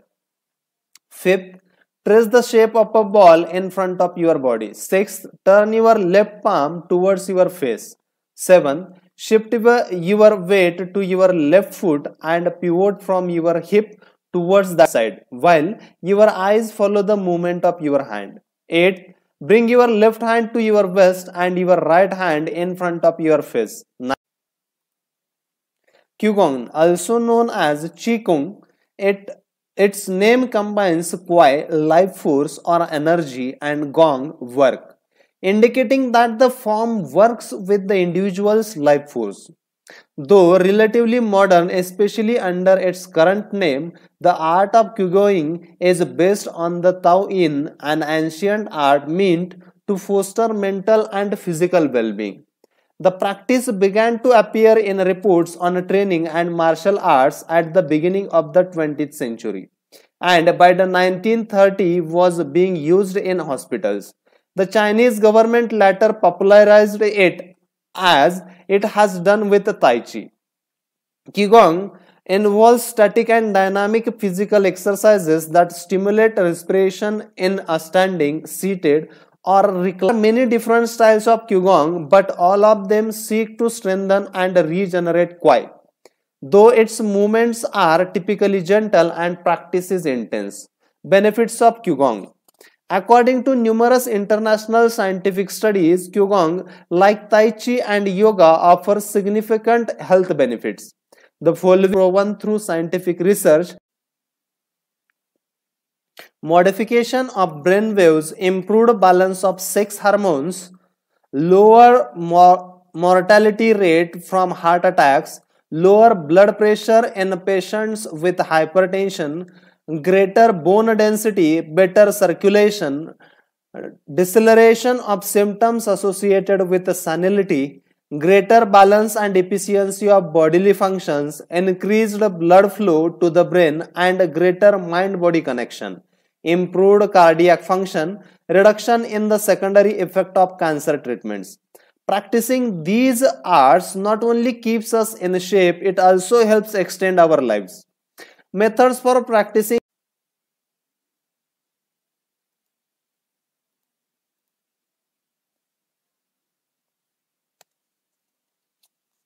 Tai Chi, regulating the life force through the regulation of the three prior elements so that it flows naturally. Tai Chi, regulating the spirit. The spirit is both strength and root in battle, as Ang Jung Ming explains in the essence of Taji Chuan. In this way, the whole organism will be prepared to work together towards a single goal. The 5 currents of energy in order to improve the brain and organ function. There are several ways to do these movements. In this case, we are following the model of Professor Maria from the Qigong Institute of Barcelona. First one, earth. Under that, first, stand with your legs apart and your feet directly below your shoulders. Second one, turn your feet outward slightly to strengthen the posture. Third one, keep your shoulders relaxed and down and your arms loose at your sides slightly away from your body. This is the Ukyo or rooted posture. Fourth one, as you inhale, raise your arms in front of you until your hands are level with your shoulders, your palms facing down. Fifth, exhale as you bend your knees and bring your arms down until your hands are level with your stomach and your palms facing in. Sixth, hold this position for a few seconds, focusing on your breath. Water. First one, standing from earth posture, bend your knees into a squat, keeping your keeping your chest up. As you inhale, stand to return to earth posture. And fourth, repeat twice for a total of 3. Next, wood. First one, starting from earth posture, turn your palms upward and open your arms to the circle as you inhale until your hands are level with your curvature. Turn your hands so that your palms and elbows point downward while keeping your shoulders relaxed. Second, reverse the movement as you exhale, making a downward circle with your arms until you reach your initial position. Total of 3. Next, metal. First one, starting from earth posture, raise your arms until your hands are level with your sternum. Second, turn your palms towards each other about 4 inches apart with your fingers relaxed and slightly separated, pointing upward. Third, as you inhale, move your hands away from each other until they are shoulder width apart. Fourth, as you exhale, bring your hands towards each other until they are back. Repeat twice for a total of energy as you bring your hands together in front of your lungs. Next, fire. First, starting from earth posture, bring your hands level with your heart as you inhale, with one hand slightly above the other and your palms facing each other. Second, rotate your hands to feel the energy of your heart. Third, turn from your waist gently to the left, keeping your torso relaxed and your each other. Separate your hands, bringing one up until it is level with your shoulder and the other down in front of your abdomen. Fifth, turn from your waist gently to the right, keeping your torso relaxed and your forearms parallel to the ground. Sixth, as you exhale, let your hands come back together in front of your heart. Seventh, with your palms still facing each other, separate your hands, bringing one up until it is level with your shoulder and the other down in front of your abdomen. Completing the series. First, starting from earth posture, inhale as you bring your hands level with your shoulders, palms facing down. Second, as you exhale, lower your arms to the rest at your sides, returning to initial Wukyu posture. Shiatsu. Created in Japan in the early 20th century, principally for the treatment of arthritis, Shiatsu also works on energy flow through the application of pressure with the thumb and the palms of hands. In combination with the stretching and breathing exercises, it seeks to create equilibrium among the different elements of the body. It is important that Tai Yun have a name is imitating something or is engraved in jade. What is important is the technique and the essence of what is really practiced. Stretching and contracting, bending and lifting of the head, stepping, lying down, resting or standing, walking or stepping slowly, screaming or breathing, everything can be a Taoyin, according to Ji Hong. Breathe better, live longer. The book Jianso Shishu, known the West as 10 books on the cultivation of perfection, dates back to the 13th century and is a compendium of materials from diverse sources on developing the mind and body.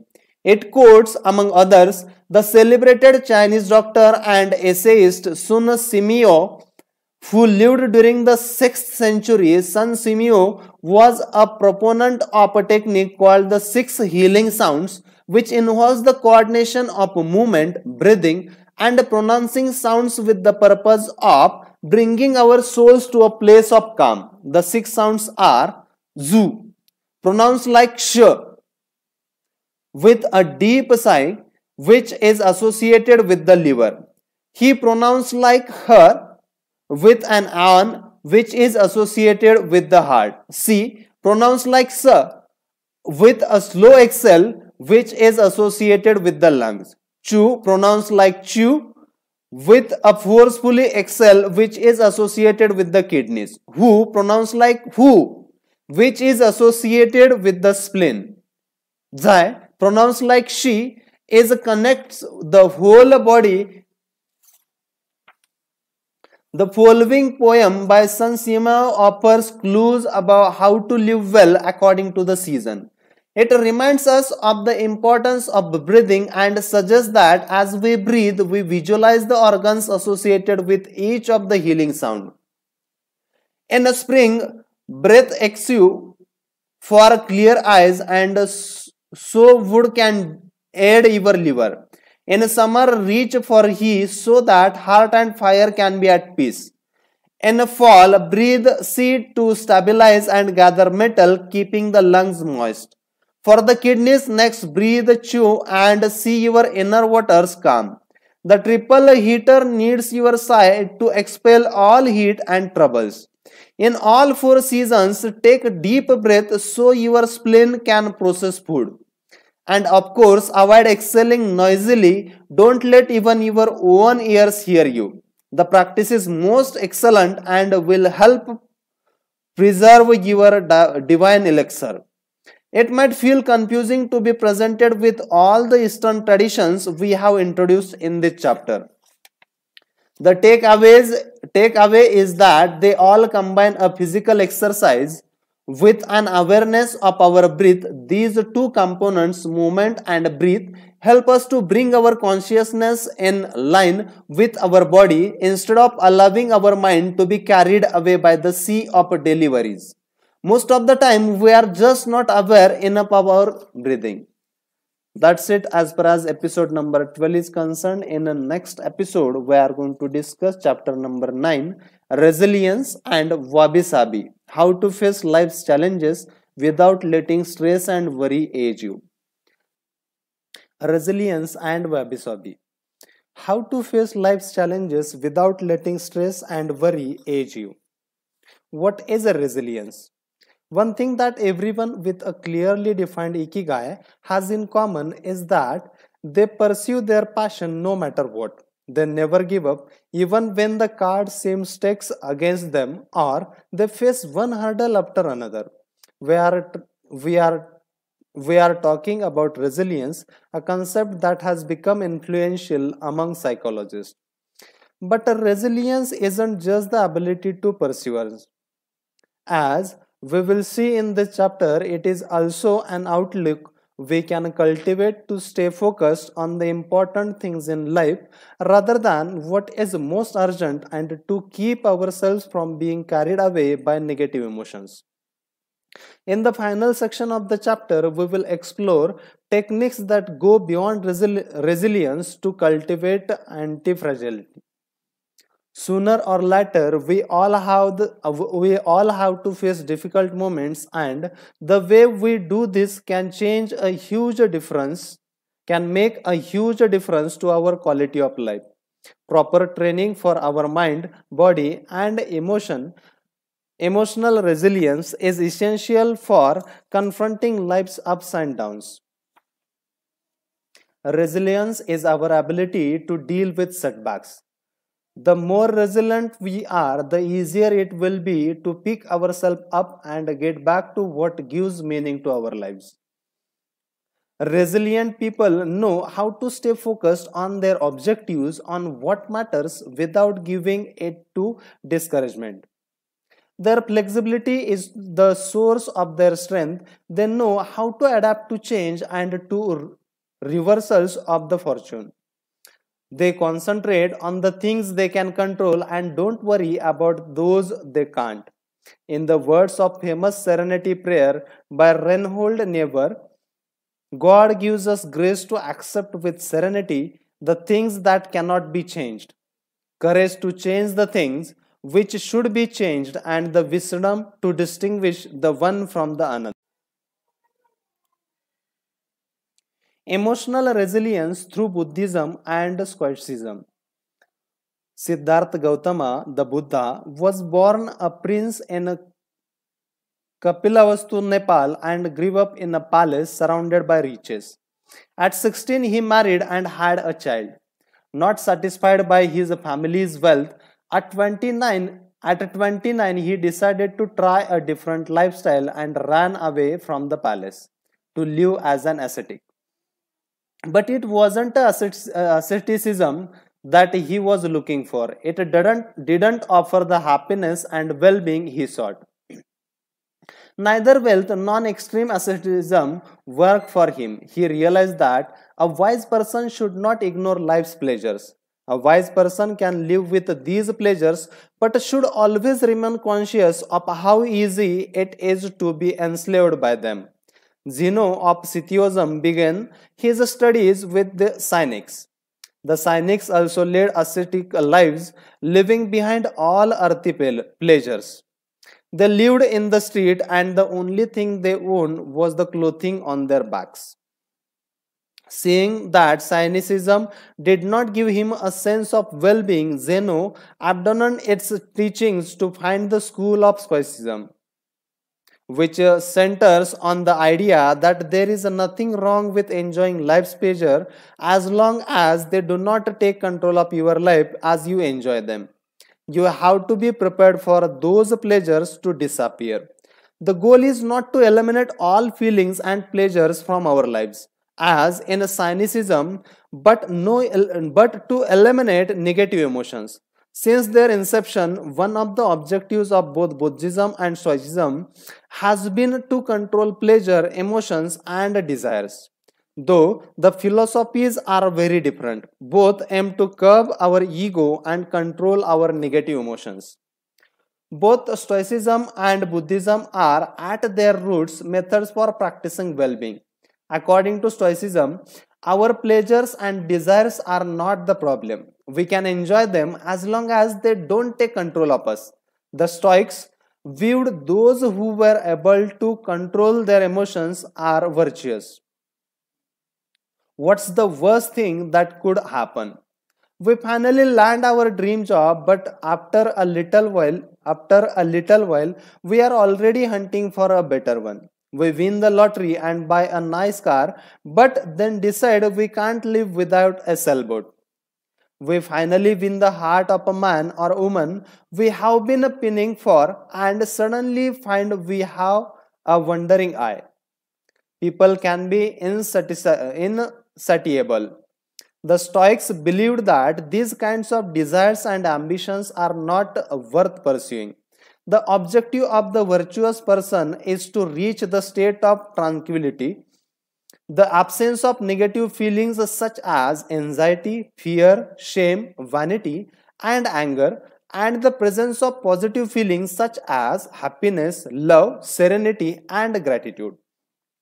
In order to keep their minds virtuous, the Stoics practiced something like negative visualization. They imagined the worst thing that could happen in order to be prepared if certain privileges and pleasures were taken from them. To practice negative visualization, we have to reflect on negative events, but without worrying about them. Seneca, one of the richest men in ancient Rome, lived a life of luxury but was nonetheless as an active Stoic. He recommended practicing negative visualization every night before falling asleep. In fact, he not only imagined these negative situations, he actually put them into practice. For example, by living for a week without servants, or the food and the drink he was used to as a wealthy man. As a result, he was able to answer the question, what's the worst thing that could happen? Meditating for healthier emotions. In addition to negative visualization and not giving into negative emotions, another central tenet of Stoicism is knowing what we can control and what we can't, as we see in the Serenity Prayer. Worrying about things that are beyond our control accomplishes nothing. We should have a clear sense of what we can change and what we can't, which in turn will allow us to resist giving into negative emotions. In the words of Epictetus, it's not what happens to you, but how you react that matters.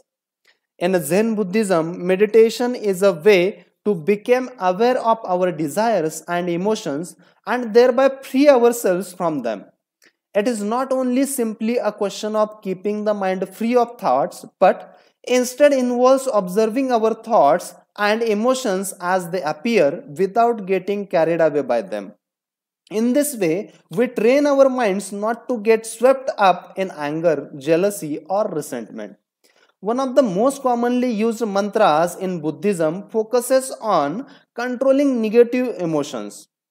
Om Mani Padme Hum, in which Om is the generosity that purifies the ego, Ma is the ethics that purifies jealousy, Ni is the patience that purifies passion and desire, Pad is the precision that purifies bias, Me is the surrender that purifies greed, and Hum is the wisdom that purifies hatred.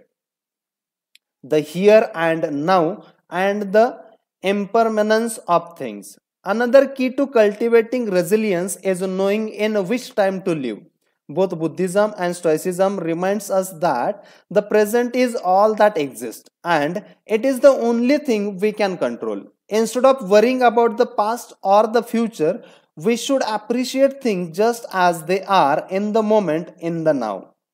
The only moment in which you can be truly alive is the present moment, observes the Buddhist monk Thich Nhat Hanh. In addition to living in the here and now, the Stoics recommend reflecting on the impermanence of the things around us. The Roman Emperor Aurelius said that the things we love are like the leaves of a tree. They can fall at any moment with a gust of wind.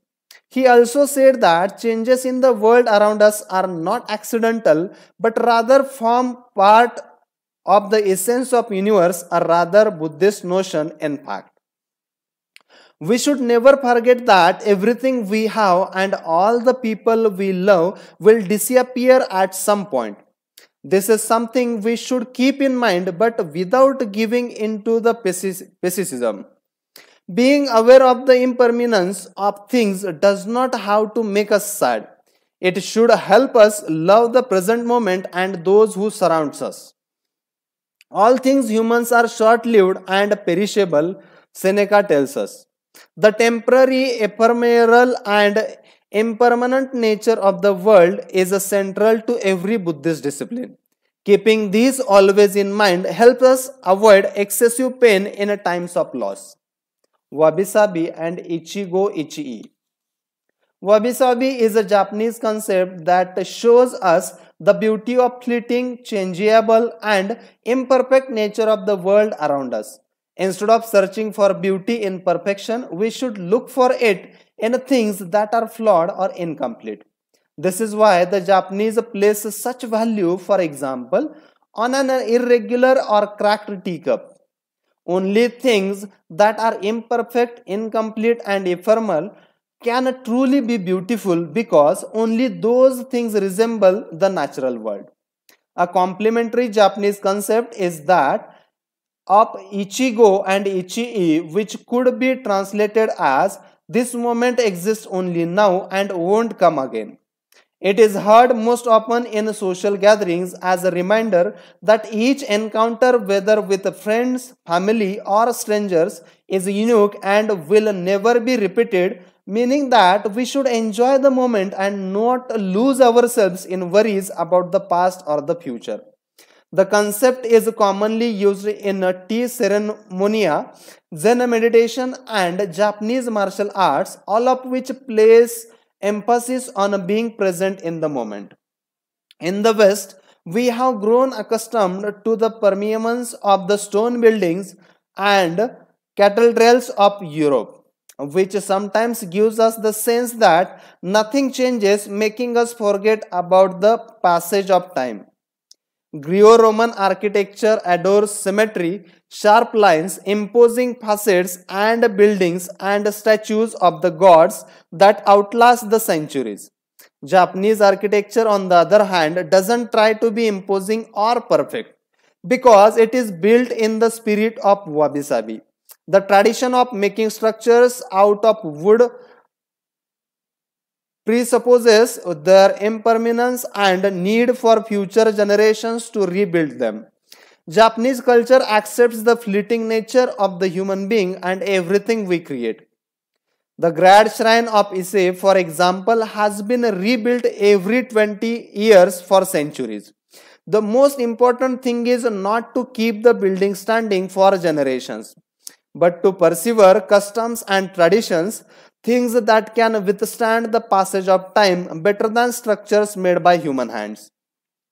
The key is to accept that there are certain things over which we have no control, like the passage of time and the ephemeral nature of the world around us. Ichigo and Ichii teaches us to focus on present and enjoy each moment that life brings us. This is why it is so important to find and pursue our Ikigai. Wabi-sabi teaches us to appreciate the beauty of imperfection as an opportunity for growth. Beyond resilience. As the legend goes, the first time Hercules faced the Hydra, he despaired when he discovered that cutting off one of its heads meant that two would grow back in its place. He would never be able to kill the beast if it got stronger with every wound. As Nassim Nicholas Taleb explains, the anti-fragile things that gain from the disorder.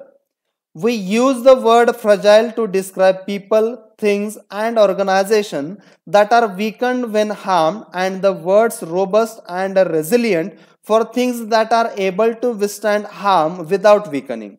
But we don't have a word for things that get stronger when harmed, up to a point.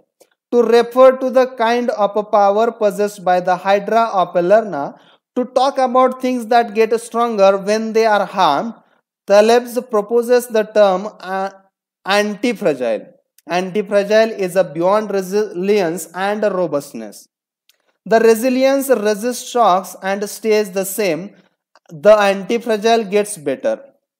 Catastrophes and exceptional circumstances offer good models for explaining anti-fragility. In 2011, a tsunami hit the Tohoku region of Japan, doing tremendous damage to the dozens of cities and towns along the coast, most famously Fukushima. When we visited the affected coast 2 years after the catastrophe, having driven for hours along cracked highways and passed one empty gas station after another, we passed through several ghost towns whose streets had been taken over by the remnants of houses, piles of cars, and empty train stations. These towns were fragile spaces that had been forgotten by the government and could not recover on their own. Other places such as Ishinomaki and Kesenuma suffered extensive damage but were rebuilt within a few years, thanks to the efforts of many. Ishinomaki and Kesenuma showed how resilient they were in their ability to return to normal after the catastrophe. The earthquake that caused the tsunami also affected the Fukushima nuclear power plant. The Tokyo Electric Power Company engineers working at the plant were not prepared to recover from that kind of damage. The Fukushima nuclear facility is still in a state of emergency and will be for the decades to come. It demonstrated its fragility in the face of an unexpected catastrophe. The Japanese financial markets closed minutes after the earthquake, which businesses did the best in the aftermath. Stock in the big construction companies has been speedily on the rise since 2011. The need to rebuild the entire coast of Tohoku is a boon for construction. In this case, Japanese construction companies are anti-fragile since they benefited enormously from the catastrophe. Now let us take a look at how we can apply this concept to our daily lives. How can we become more anti-fragile? Step 1. Create more options. Instead of having a single salary, try to find a way to make money from your hobbies, at other jobs, or by starting your own business. If you have only one salary, you might be left with nothing should your employer run into trouble, leaving you in a position of fragility. On the other hand, if you have several options and you lose your primary job, it might just happen that you end up dedicating more time to your secondary job and maybe even make more money at it. You would have beaten that stroke of bad luck and would be, in that case, anti-fragile. 100% of the seniors we interviewed in OGME had a primary and secondary occupation. Most of them kept a vegetable garden as a secondary job and sold their produce at the local market. The same idea goes for friendships and personal interest. It's just a matter, as the saying goes, of not pulling all your eggs in one basket. In the sphere of romantic relationships, there are those who focus all their energy on their partner and make him or her their whole world. Those people lose everything if the relationship doesn't work out. Whereas, if they have cultivated strong friendships and a full life along the way, they will be in a better position to move on at the end of a relationship. They will be anti-fragile. Right now, you might be thinking, I don't need more than one salary and I am happy with the friends I have always had. Why should I add anything new? It might seem like a waste of time to add a variation to our lives because extraordinary things don't ordinarily happen. We slip into a comfort zone, but the unexpected always happens sooner or later. Step 2. Bet conservatively in certain areas and take many small risks in others. The world of finance turns out to be very useful in explaining this concept. If you have $10,000 saved up, you might put $9,000 of that into an index fund or fixed term deposit and invest the remaining $1,000 in 10 startups with a huge growth potential, say 100 in each. One possible scenario is that 3 of the companies fail, you lose $300. The value of 3 other companies goes down, you lose another $100 or $200. The value of 3 goes up, you make $100 or $200. And the value of one of the startups increases 20-fold, you make nearly 2,000 or maybe even more. You still make money even if 3 of the businesses go completely belly up. You have benefited from the damage just like the Hydra.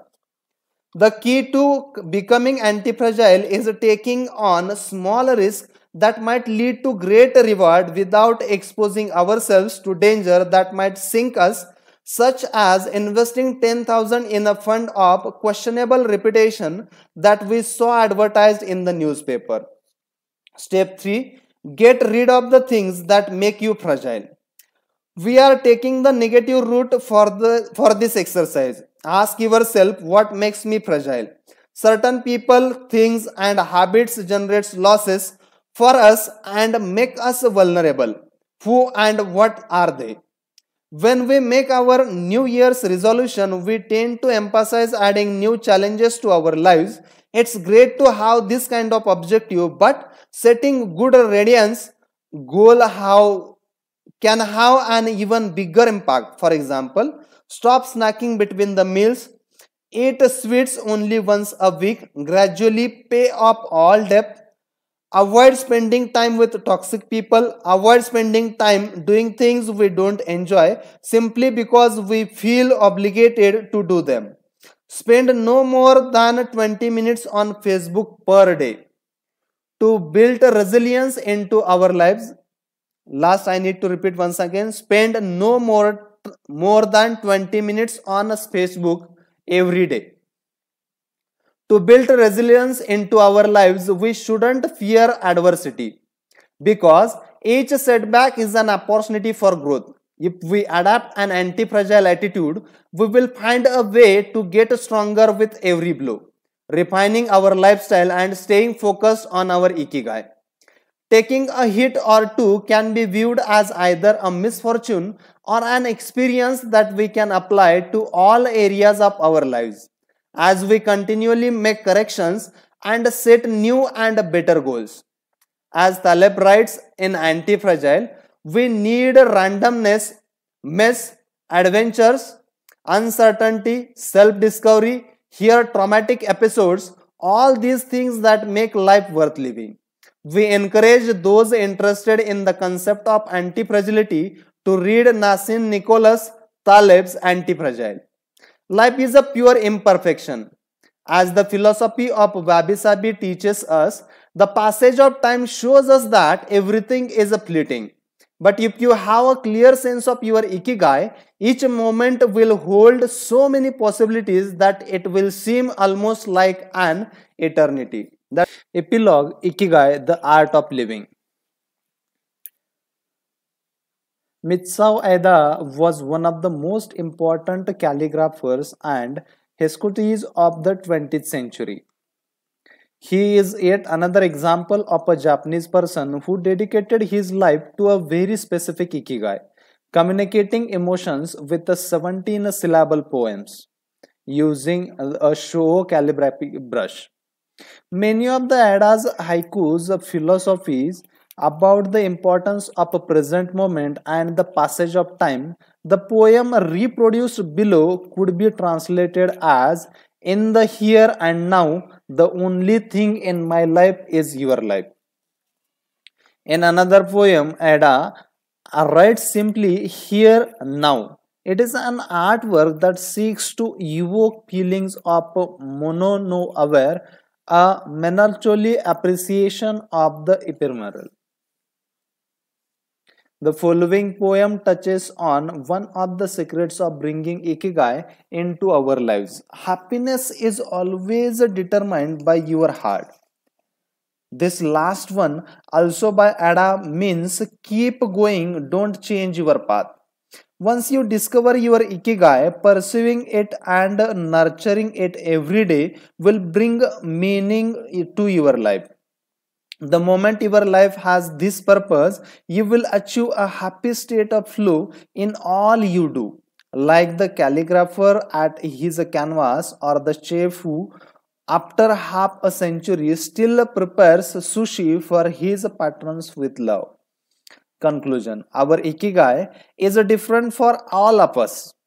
But one thing we have in common is that we all are searching for meaning. When we spend our days feeling connected to what is meaningful to us, we live more fully.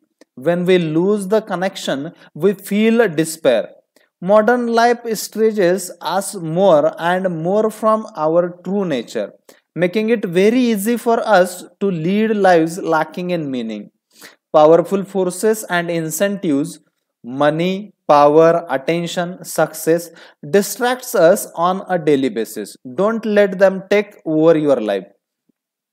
Our intuition and curiosity are very powerful internal compasses to help us connect with our ikigai. Follow those things you enjoy and get away from or change those who dislike. Be led by your curiosity and keep busy by doing things that fill you with meaning and happiness. It doesn't need to be a big thing. We might find meaning in being good parents or in helping our neighbors. There is no perfect strategy to connecting with our ikigai. But what we learned from the Okinawans is that we should not worry too much about finding it. Life is not a problem to be solved. Just remember to have something that keeps you busy doing what you love while being surrounded by the people who love you. The 10 rules of Ikigai. This is concluding remark as far as this book is concerned. We will conclude this journey with the 10 rules we have distilled from the wisdom of the long living residents of Ojimi. First rule: stay active and don't retire. Those who give up the things they love doing and do well lose their purpose in life. That's why it's so important to keep doing things of value, making progress, bringing beauty or utility to others, helping out and shaping the world around you even after your official professional activity has ended. Second one, take it slow. Being in a hurry is inversely proportional to quality of life. As the old saying goes, walk slowly and you will go far. When we have urgency behind, life and time take on new meanings. Third one, don't fill your stomach. Less is more when it comes to eating for long life too. According to 80% rule, in order to stay healthier longer, we should eat a little less than our hunger demands instead of stuffing ourselves. Fourth one, surround yourself with good friends. Friends are the best medicines there for confining worries over a good chat, sharing stories that brighten your day, getting advice, having fun, dreaming, in other words, living. Fifth step, get in shape for your next birthday. Water moves, water moves. It is at its best when it flows fresh and doesn't stagnate. The body you move through life in need a bit of a daily maintenance to keep it running for a long time. Plus, exercise releases hormones that make us feel happy. Sixth one, smile. A cheerful attitude is not only relaxing, it is also helps make friends. It's good to recognize the things that aren't so great, but we should never forget what a privilege it is to be in the here and now in a world so full of possibilities. Seventh one, reconnect with nature. Though most people live in the cities these days, human beings are made to be part of the natural world. We should return to it often to recharge our batteries. Eighth one, give thanks to your ancestors, to nature, which provides you with the air you breathe and the food you eat, to your friends and family, to everything that brightens your days and makes you feel lucky to be alive. Spend a time every day giving thanks and you will watch your stockpile of happiness grow. Ninth one, live in the moment. Stop regretting the past and fearing the future. Today is all you have. Make the most of it and make it worth remembering. And last, final step, 10th one, follow your ikigai.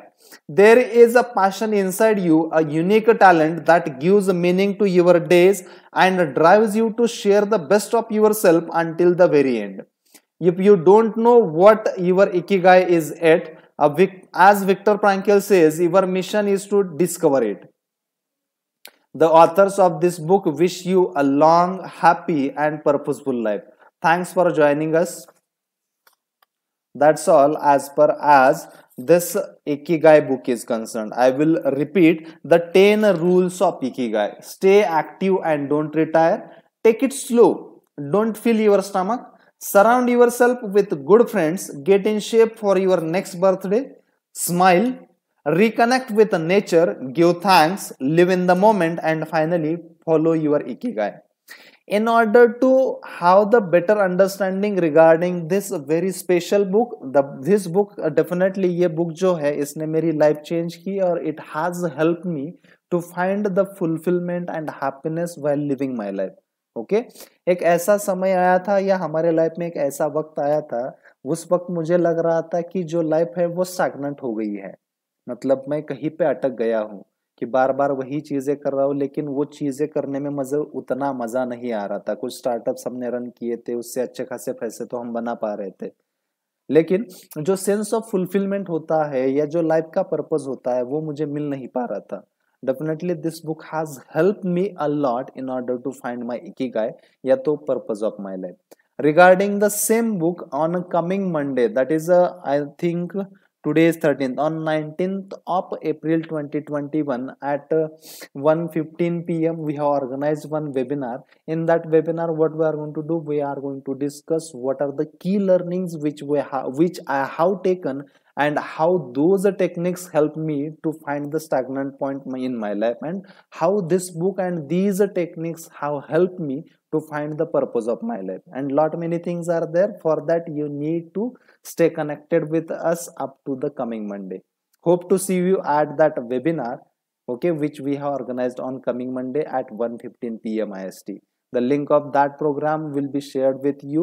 If you are interested, please reach out to us. Our contacts are the email ID and contact number will be given in the description box or as well as it will be pasted in the comment section. You can make use of it and you can reach out to us so that we can share that platform in order to have the better understanding regarding the technique which is given in this book. So thank you so much all of you for connecting with us and see you on coming Monday with the whole entire learning from this book. Okay, from tomorrow onwards, what we will do, we will start with a next book which will help you to understand yourself in a better way. Okay, वो जो book रहेगा वो आपको किस नजरिए से help करेगा? That book will help you to make the quicker decisions, and that book will also help you, आप जहाँ कहीं पे भी हो आपके पर्सनल लाइफ में, प्रोफेशनल लाइफ में, उसे और थोड़ा बेहतर बनाने के लिए that book will definitely help you. Okay और उस बुक का नाम क्या है? How to take back control of your life. Okay, from tomorrow in at same time at 9:30 p.m. IST we are going to start reading that book. Thank you so much all of you for connecting with us. See you tomorrow with the next book. Good night, Shabba Khair. Thank you. Appreciate our efforts by subscribing to our channel. Thank you.